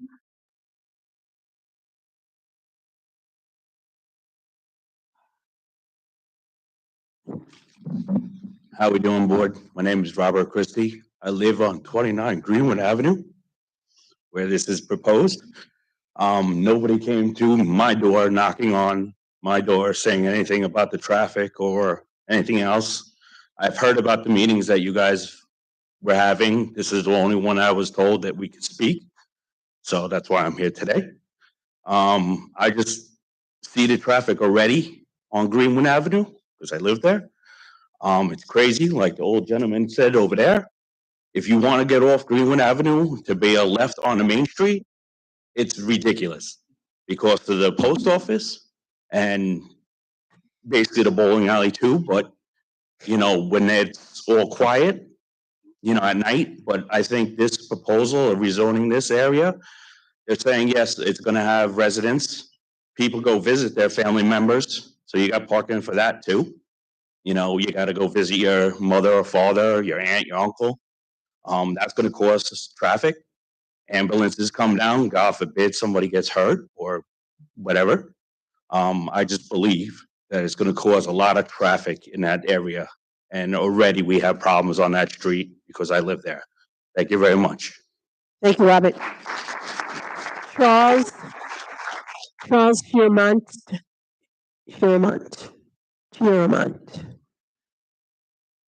Fioramonte, thank you. Oh, I didn't see an E on the end. Hello, members of the Islip Town Board and Supervisor. Charles Fioramonte. We've recently purchased a building on Main Street, 454 Main Street in Islip. I'd like to express my strong support for the proposed Benchmark Assisted Living Facility in East Islip. The site currently houses an unsightly bowling alley. From what I've seen, Benchmark puts up a very attractive building with lush landscaping. This can only improve the look of that stretch of Main Street and certainly help in improving the local property values. The two viable alternative uses for this site are either high-density residential apartments or a shopping center. Both uses will generate far more traffic, produce less taxes, and in my opinion, would not have the potential positive visual impact. Assisted living facilities also have a large staff, with many of the positions being highly paid. This will bring in much-needed revenues into the town. Additionally, the facility may attract other healthcare professionals, which would further enhance the quality of life in the community. But most importantly, the addition of a good quality assisted living facility would greatly benefit our senior population. There is a shortage of facilities of this type in the town. Why should our residents have to move their parents or themselves to facilities in other towns? This will be a home that everyone in the town may one day want to avail themselves of. The redevelopment of the bowling alley property into an assisted living facility would also address a changing landscape in recreational preferences. While the bowling alley has served our community well, it's essential to adapt to evolving needs and demographics. Benchmark Assisted Living's proposal is a thoughtful way to repurpose this space, ensuring it remains a valuable asset for Islip residents. In conclusion, I urge the Islip Town Board to grant approval for Benchmark Assisted Living's application to build a new facility on the property currently occupied by the bowling alley. This project is not only an opportunity to enhance the quality of life for our senior residents, but also a chance to bolster our local economy, ensure that the space continues to serve our community effectively. Your support for this initiative will have a lasting positive impact on Islip. Thank you for your consideration. Thank you, Charles. Cheryl Aronson.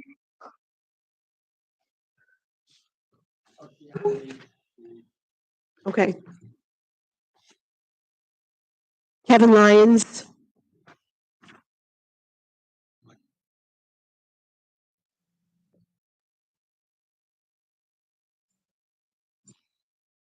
Good evening. My name is Kevin Lyons.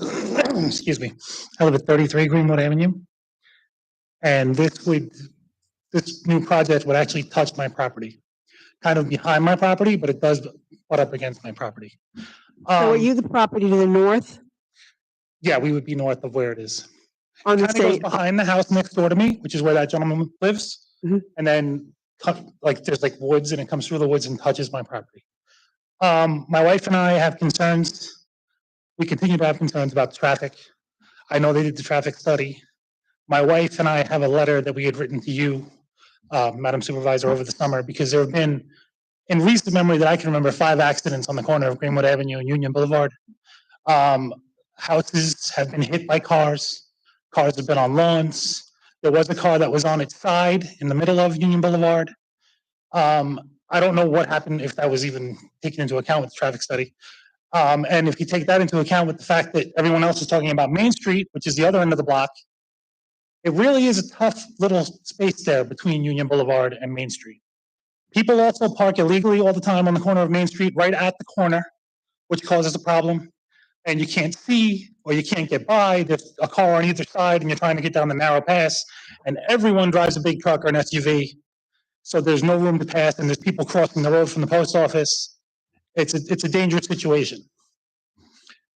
I'd also like to say that we all, and I think the community at large, really feels the loss of the bowling alley. And we understand that, the man who owns the bowling alley, of course, has a right to sell his bowling alley. But it's going to be a big loss for the community. It was said by the developer, or excuse me, the lawyer at the meeting that we had online, that it was a failing business. I don't understand how it could be a failing business, because I live next door and it is always packed. It's packed during the day, it's packed at night. If you go there during the day, there are seniors, there are handicapped people bowling most days of the week. I just don't know where these people are going to go. And again, not something that has to do with it. He's going to sell his building, of course, but it is a need for the community to have something like this. And now you're talking about Babylon and Sayville. We have a state championship team in East Islip that bowls at East Islip. I bowled for Bayshore in high school, and they're taking a bus to Sayville now to bowl. And again, he's going to sell his bowling alley. But it is something maybe the board should consider, that it is a need that we have somewhere in the community, in the middle somewhere, maybe to have someplace like this. One more thing about the size of the building. We seem to have some very big buildings going up around here. Down in Bay Shore by the train station, there is a giant new development. Over by where the golf place was, by the Oakdale Merge, there's a giant new development. This building seems to be oversized for the property. Maybe it would be a little bit more agreeable to everybody if it wasn't so oversized for the property. Thank you very much. Thank you, Kevin.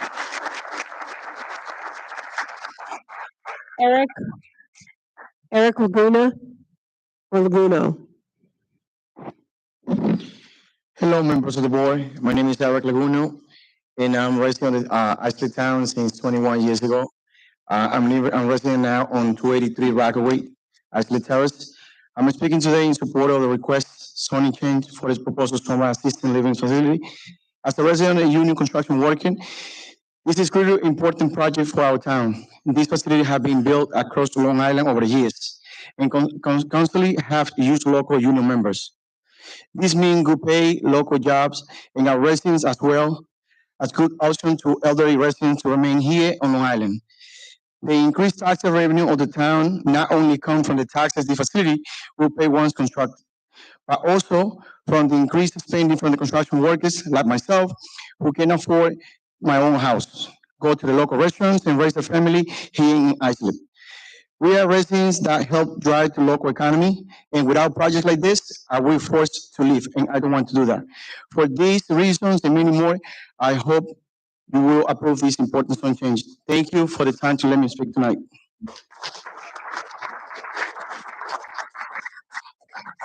Michael Gamache.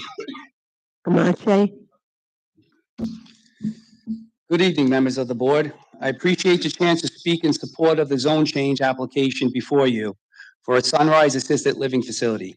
My name is Michael Gamache, and I'm a proud resident of the Islip town. All too often, we see construction projects come before the town where the impacts results increased school taxes or not built with local union labor. Contractors cut corners and money leaves the region with workers who will spend their earnings in other states where they live. This project will be built by our local high-trained and skilled workforce that will spend 100% of their money here in the town of Islip. This is great for our tax base, our local small businesses, and our real estate market that creates the tax revenue needed to maintain our quality of life here. These are much-needed jobs at a time when our economy is slowed down. I ask you to approve the zone change and help put food on my family's table. Thank you.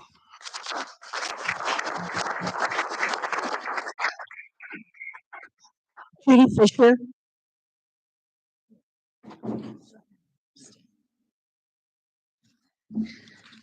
Good evening, laryngitis, I'm sorry, it's 39 Greenwood Avenue, East Islip. I agree with many of the points that have already been made tonight, and I actually have some questions that I'll leave the board with and the people who spoke earlier. Everyone here in favor tonight of with the unions, I applaud that. I'm a retired teacher. The project can be built anywhere. I think the town is really just trying to say not at this site. It's too big. The community doesn't want it. 76 letters. We have like almost 2,000 signatures against it. The tenor of the community is that we don't want this built in that site. The traffic you've heard over and over again. I live on the northeast corner of Greenwood Avenue and Union Boulevard. You cannot use Union Boulevard if there's an accident on Sunrise Highway at the merge. It took 17 minutes for my son to make a left-hand turn out of our house to try to get to an appointment that he had, which obviously he was late for. And this is an everyday occurrence. Forget the summer when the fire route and traffic is coming. The jobs that a facility like this would create are going to be jobs no matter where. We're saying not on this site. Benchmark had mentioned earlier at one of our planning meetings that they have transportation vehicles for their residents. I believe, if I'm correct, per town code, there is no overnight parking for commercial vehicles. Where will these vehicles be stored overnight? I also find it disingenuous of Benchmark, who claims they would like to be a good neighbor, that they're already advertising this site on their website as a future site for an assisted living. There isn't a single homeowner in Islip who could ask for the relaxation and changes that Benchmark is requesting. We see our town and our hamlet changing before our eyes as urban sprawl continues. Someone mentioned Bayshore is unrecognizable. We're going to become the next Bay Shore if this project is allowed to go through. As elected officials, please remember that you shouldn't be imposing your agenda on the town. You should be working for us. There is not community support for this project, and we respectfully request that you respect that. Thank you. Thank you. All right, that is it for the cards that have been signed. I'll ask for a motion to close the public portion. Right, yeah, I will. We'll bring them back. But that's it as far as the speakers. If the applicant, there's a number of issues and concerns that have been raised, and I would ask that you come forward to answer them. I'm going to take like a 1-minute break here. Okay, thank you.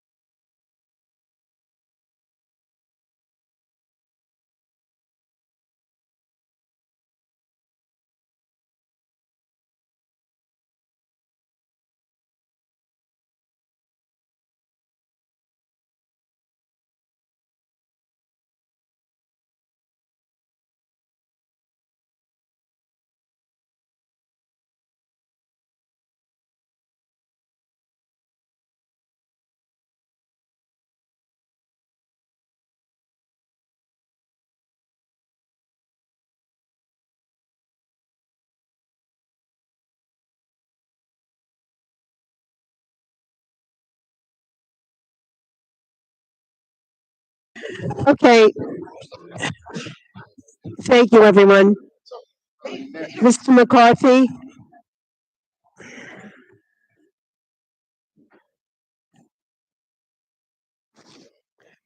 Sorry, Madam Supervisor.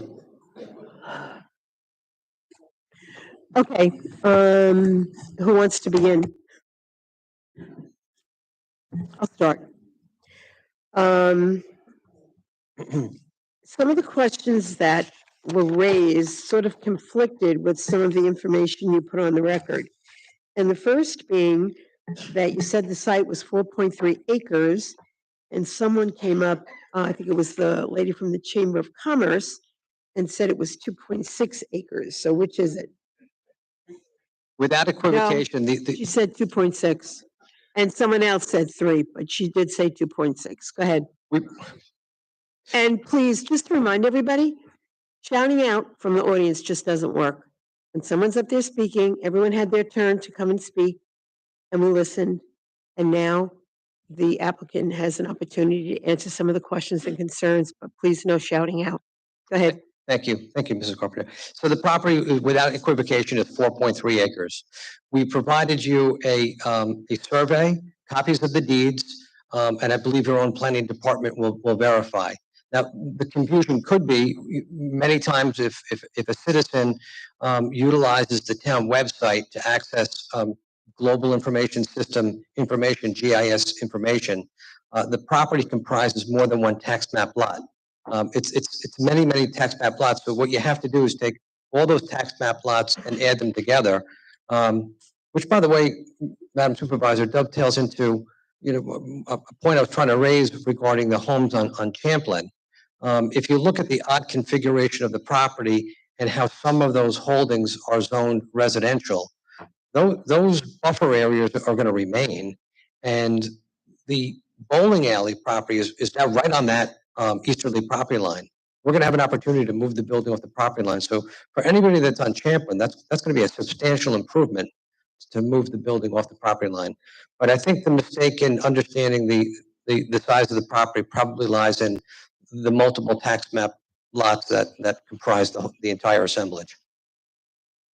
Another question that was raised, that you were providing 30 parking stalls for neighbors, yet someone put on the record that you were 79 stalls short. Well, I don't know where that analysis is coming from. I believe planning has adopted our analysis. We know what the parking requirement is for benchmark. We're providing 113 stalls total. We're so confident that we have more than enough parking that 17 of those parking stalls along Greenwood we're proposing to be land banked. And for anyone in the audience that doesn't understand what land bank parking means, is they're shown on an approved plan. There's a covenant that's placed on the property that if in the future it's determined that the site has inadequate parking, that those 17 parking stalls will be constructed. I think it's very, very important, again, just because this gets lost in maybe in communication, but the primary access point, the primary driveway, the signage that brings you to Benchmark is coming from Main Street. If you were driving to the property and you plugged it into your Waze or you plugged it into your Google Maps as you're trying to get there for the first time, it's going to bring you to the driveway on Main Street. The traffic is not going to be directed onto Greenwood. It's to the contrary. It's a fabulous opportunity for the residents on Greenwood who are suffering traffic problems now to correct it. And the site plan will be designed at least to have signage that when you leave, if you do leave on the Greenwood Avenue exit, it will be left-hand turn only, no right-hand turn onto Greenwood. So again, these are anything that we can work with the town's Department of Traffic Safety and the Planning Board. But again, the plan was revised to orient everything onto Main Street. And the 30 parking stalls, Madam Supervisor, that was a number that we thought was over and above what the post office, I forgot the name of the Irish, Shannon Court, and a bagel store that's going to be opening. And the conversation was, whether we assign them, leave them kind of fluid. Anyone that's had an opportunity to go to an assisted living facility to visit a relative knows that they're very, very quiet. It's almost sad that people don't come. You know that the big days are, Easter and Mother's Day. It's just the way it is. Whether the community is using 36 parking stalls or 28 at any particular time, there's no one out there that's going to police them to push them away and tell them they can't use it. It was an effort to cooperate with the businesses that came accustomed to being able to use the bowling alley parking lot, and that's why we entered into that arrangement. So in fact, we made that a focal point of the application, and the planning board even brought that up. So Momentum was referred to a number of times.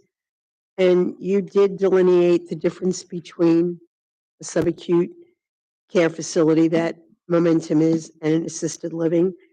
But I think I need you to put on the record again.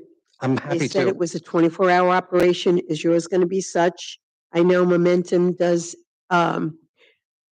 rehab. People go in there for a couple of weeks at a time for rehab.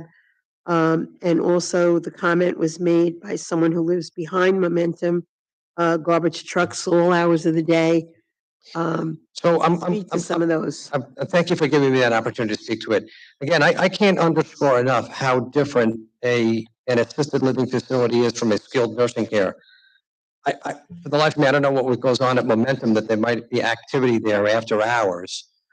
But again, the residents that are at Benchmark, it's just common sense prevails, and also just, your experience. The residents typically retire to their room, about 8 or 9 o'clock at night. There's not a lot going on. It's a skeletal crowd at night. There is security on staff. There is someone to attend if there's wellness. The primary number of employees are there during the day shift. And of that amount, you're talking 35 employees that are there to assist the residents, whether they're there to help with laundry, whether they're in the kitchen, whether they're running programs for the seniors. The things that Momentum in particular and a skilled nursing home in general provide are completely different. I could ask our traffic consultant to come up, but even if you open up the ITE manual and you take a look at what a skilled nursing facility is, it's going to lead you to a medical use. It's like a doctor's office. The ratio of staff to residents is greater. There's a lot more activity happening. This is a residential use that provides, well, by its very nature, assistance, and that's the nature. I don't know what more I can do to underscore that, but Sean made the point that I failed to make. The planning board, I guess, with the anticipation that if this board granted the relief that we're looking for, provided us with a list of conditions that would run with the property that we would have to adhere to.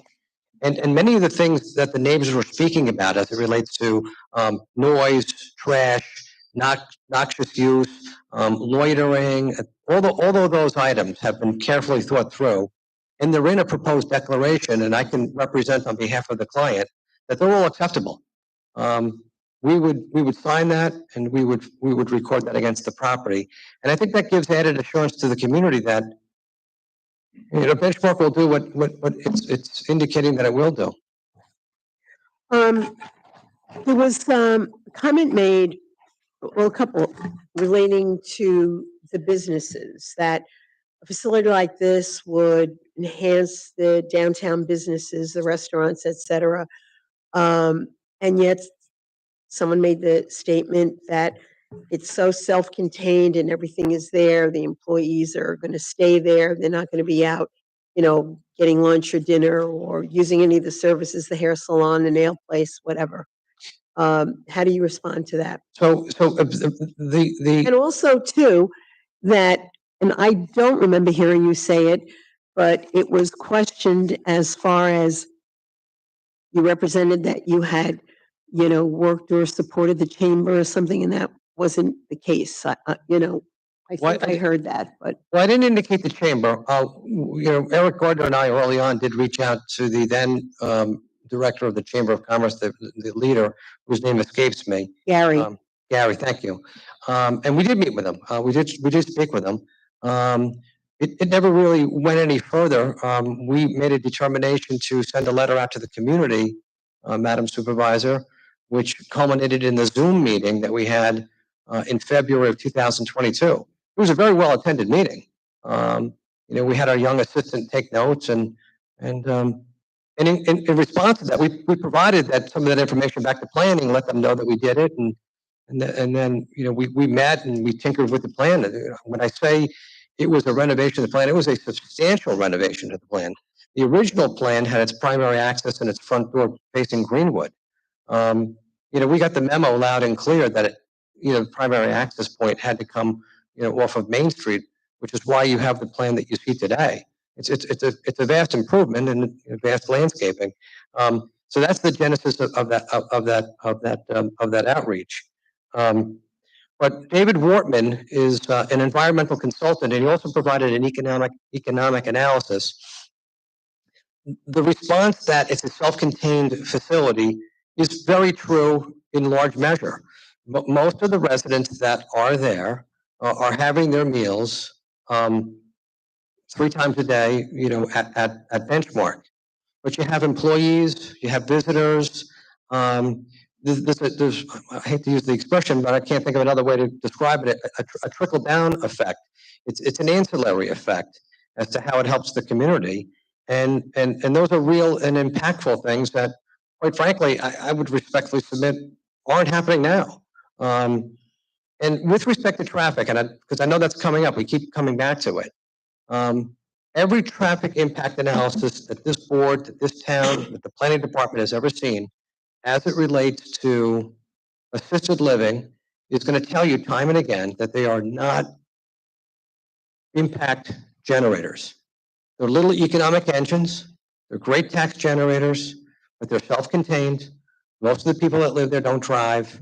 And it's going to be a decrease in the traffic. In fact, and I don't want to irritate anyone here, but as recently as November of 2022, our traffic consultant, sent a letter to the New York State DOT asking if Greenwood and Main Street, which is a state highway, could have a traffic light.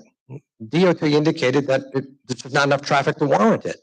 So this study is not only our study that we conducted by a reputable traffic consultant. The town of Islip hired McLean. They're one of the best in the field. They corroborated everything that our traffic consultant indicated. And our referral of the application to the New York State DOT should no impact. So you've got 3 very credible sources as it pertains to what the impact would be. Our study, the town study, and the New York State Department of Transportation. I think that's very significant. And I don't know how else to describe that, Mr. Supervisor. Okay. Any other questions here? Counselor, real quick, let me mention that you're going to provide buses to take residents in and out of town to churches. Are you going to be doing that? So what happens, yes, Mr. Cochran. So what happens is, whether it's Bristol, I don't know if I'm allowed to say the competitors' names, but whether it's Bristol or Sunrise or Benchmark, you typically have, it's like a Sprinter van. And it's got the logo of the name of the facility. Yep. We intend to have one. What would happen is, if you want to have an outing to go shopping, you sign up for it. You want to have an outing. You want to get to mass or go to a synagogue. Typically, that's a family member doing that. And why I say that is, being a Bay Shore resident, if you go to St. Pat's, the Atria pulls up at 9:15 in front of St. Pat's. Yeah. Then goes to St. Peter's, and then you'll see it at the Stop and Shop, and these seniors have a way to just go out there, and you can see the excitement of just getting out of the facility. So when I see those buses, they are commercial vehicles, but they're not a massive school bus or an 18-wheeler. No. It's a Sprinter van. It's a Sprinter van. It parks in a regular standard sized parking lot. Again, if the board so is fit to change the zoning classification, we still have a lot of work to do. We'd have to go to the planning board. The plan, that we present to the board, and I've got some architectural renderings here and to show you what the building would look like. The plan will have to be engineered. So there's still a process to go through. There's still public hearings to go through. There's still interaction. I've met a couple of the neighbors. They have my contact information. I commit to you. I'll stay in contact. But I don't know what more to add. If the question keeps coming back to traffic, I have to respectfully disagree with my neighbors on this one. And it's just been my experience, and the empirical data, bears that out. Councilman Guadron? Yes, thank you. Counselor, I heard that the concerns of some of the residents is between the hours of 3 p.m. to, let's say, 7 p.m. Would your client be willing to limit deliveries and garbage collection to other hours that are not between those hours? Absolutely. Mitigate traffic congestion? The answer is without question. And I'm glad you asked the question because this brings up another point that I made a note that I wanted to bring up. Based on conversation and observation as to how the bowling alley operates with the delivery of beverages, materials, food items, and trash pickup, our number of deliveries are actually going to be less. In fact, you can anticipate that Benchmark will have 6 to 8 weekly trucks, and that includes trash pickup. Currently, the bowling alley is doing between 6 and 8, and we document this in our traffic impact analysis, but nobody wants to cause a problem for the neighbor, Mr. Quadron. So if this board felt that it would be appropriate to have a condition that we don't have trash pickup before a certain hour in the morning or after a certain hour in the day, that without question, we can adhere to that. Councilman Lorenzo? Thank you, Madam Supervisor. Counselor, how are you again? Two things you probably heard me state before. With a new construction, that this should go forward, keeping to the FAR of 0.4. I'm sure your design professionals can sharpen their pencils and get that small overage down to the 0.4. The community's concern, which I've heard over the past couple of weeks and tonight, is the size of the building. So going over the FAR of it on that size lot, to me, can be rectified by just modifying. So, just to answer the point, Mr. Lorenzo, look, I don't want to talk, I want to talk myself out of anything here. I'm here on a mission to try to get Benchmark developed. I asked the same question. Can it be done? We haven't done any, programming with it. The idea being is that we were just trying to make a building and a useful area that would work without violating any of the setbacks, height, area, and relief. And as a former zoning board of appeals member, you've heard, me make these arguments and other attorneys that the change that we're speaking about is imperceptible to the naked eye. I mean, you couldn't look at the building or the grounds or anything around it and determine that we're, 0.07 over the FAR. But it could have a profound effect on the inside of the building, whether it's a corridor being smaller, a dining room being smaller, rooms being tightened up a little bit. So again, Benchmark's done this before. We didn't think it was overly, biggish, greedy.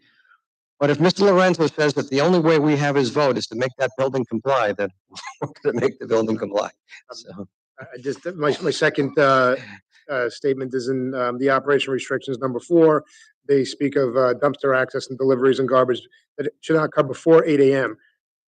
But is there, maybe we could put some sort of, just like as Councilman Guadron said, yes, possible time that they do not have to come after a certain time? Because yes, sir. before 8 a.m. means we all know some dumpster companies will come if they're off schedule at any godforsaken hour and rip some stuff up out of the ground and shake you out of bed. So I would like to see something in there to have some more of a time frame for deliveries. We are more than amenable to tightening up that time frame. So again, the concept is to be a good neighbor. I did have this conversation with the planning board, when I had an opportunity to talk to them.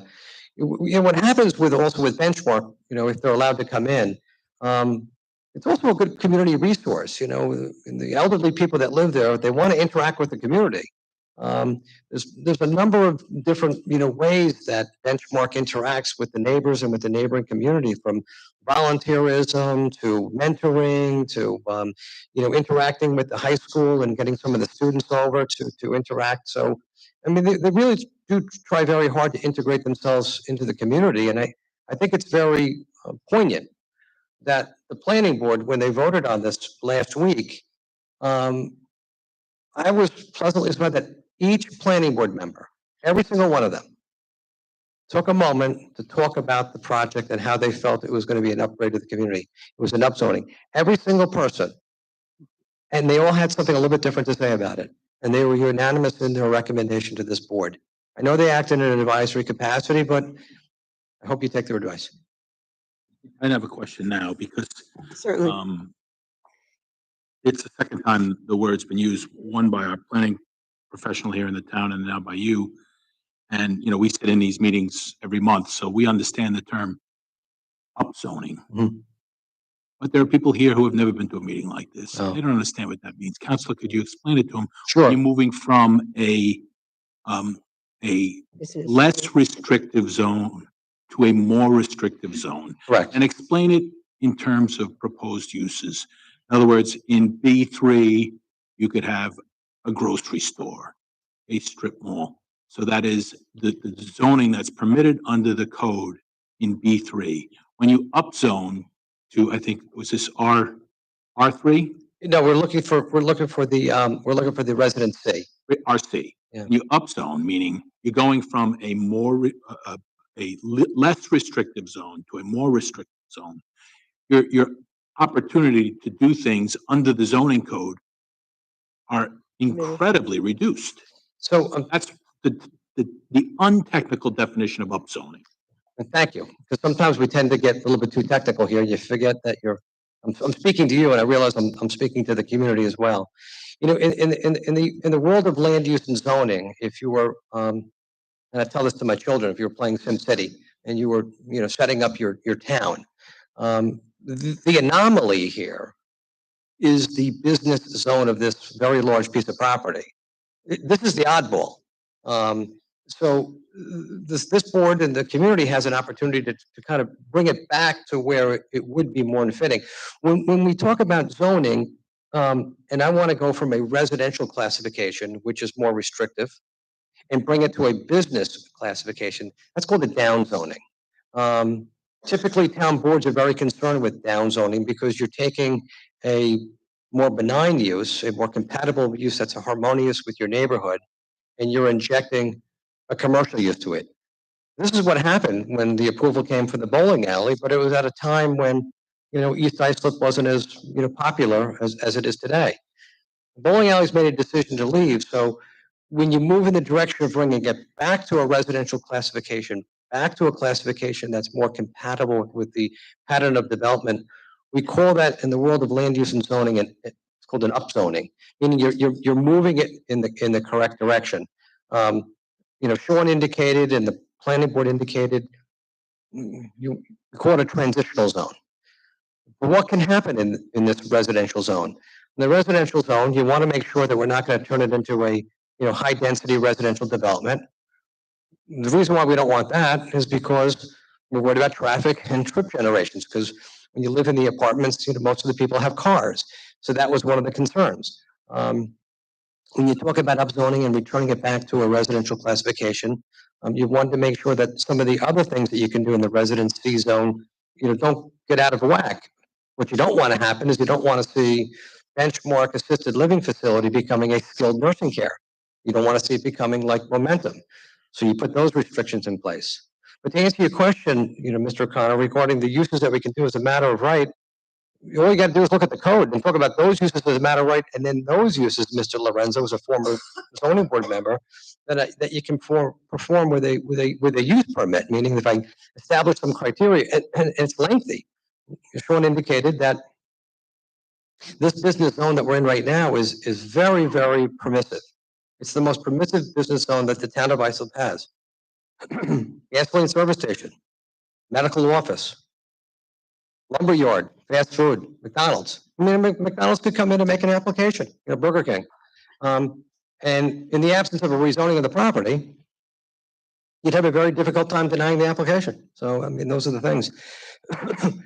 I always want to be careful when I say these things because I don't ever want to lend the impression to my neighbors that that's a threat. That's not ours because Benchmark doesn't do those things. If Benchmark doesn't get the zoning classification it needs, Benchmark goes away, and I think it's a missed opportunity. Are there any more questions for the applicant? All right, Sean, would you come back up?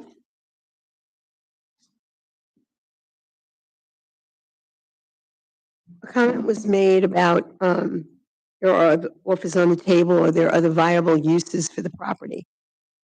Can you delineate what those uses would be, and do you have knowledge of any other offers on this property?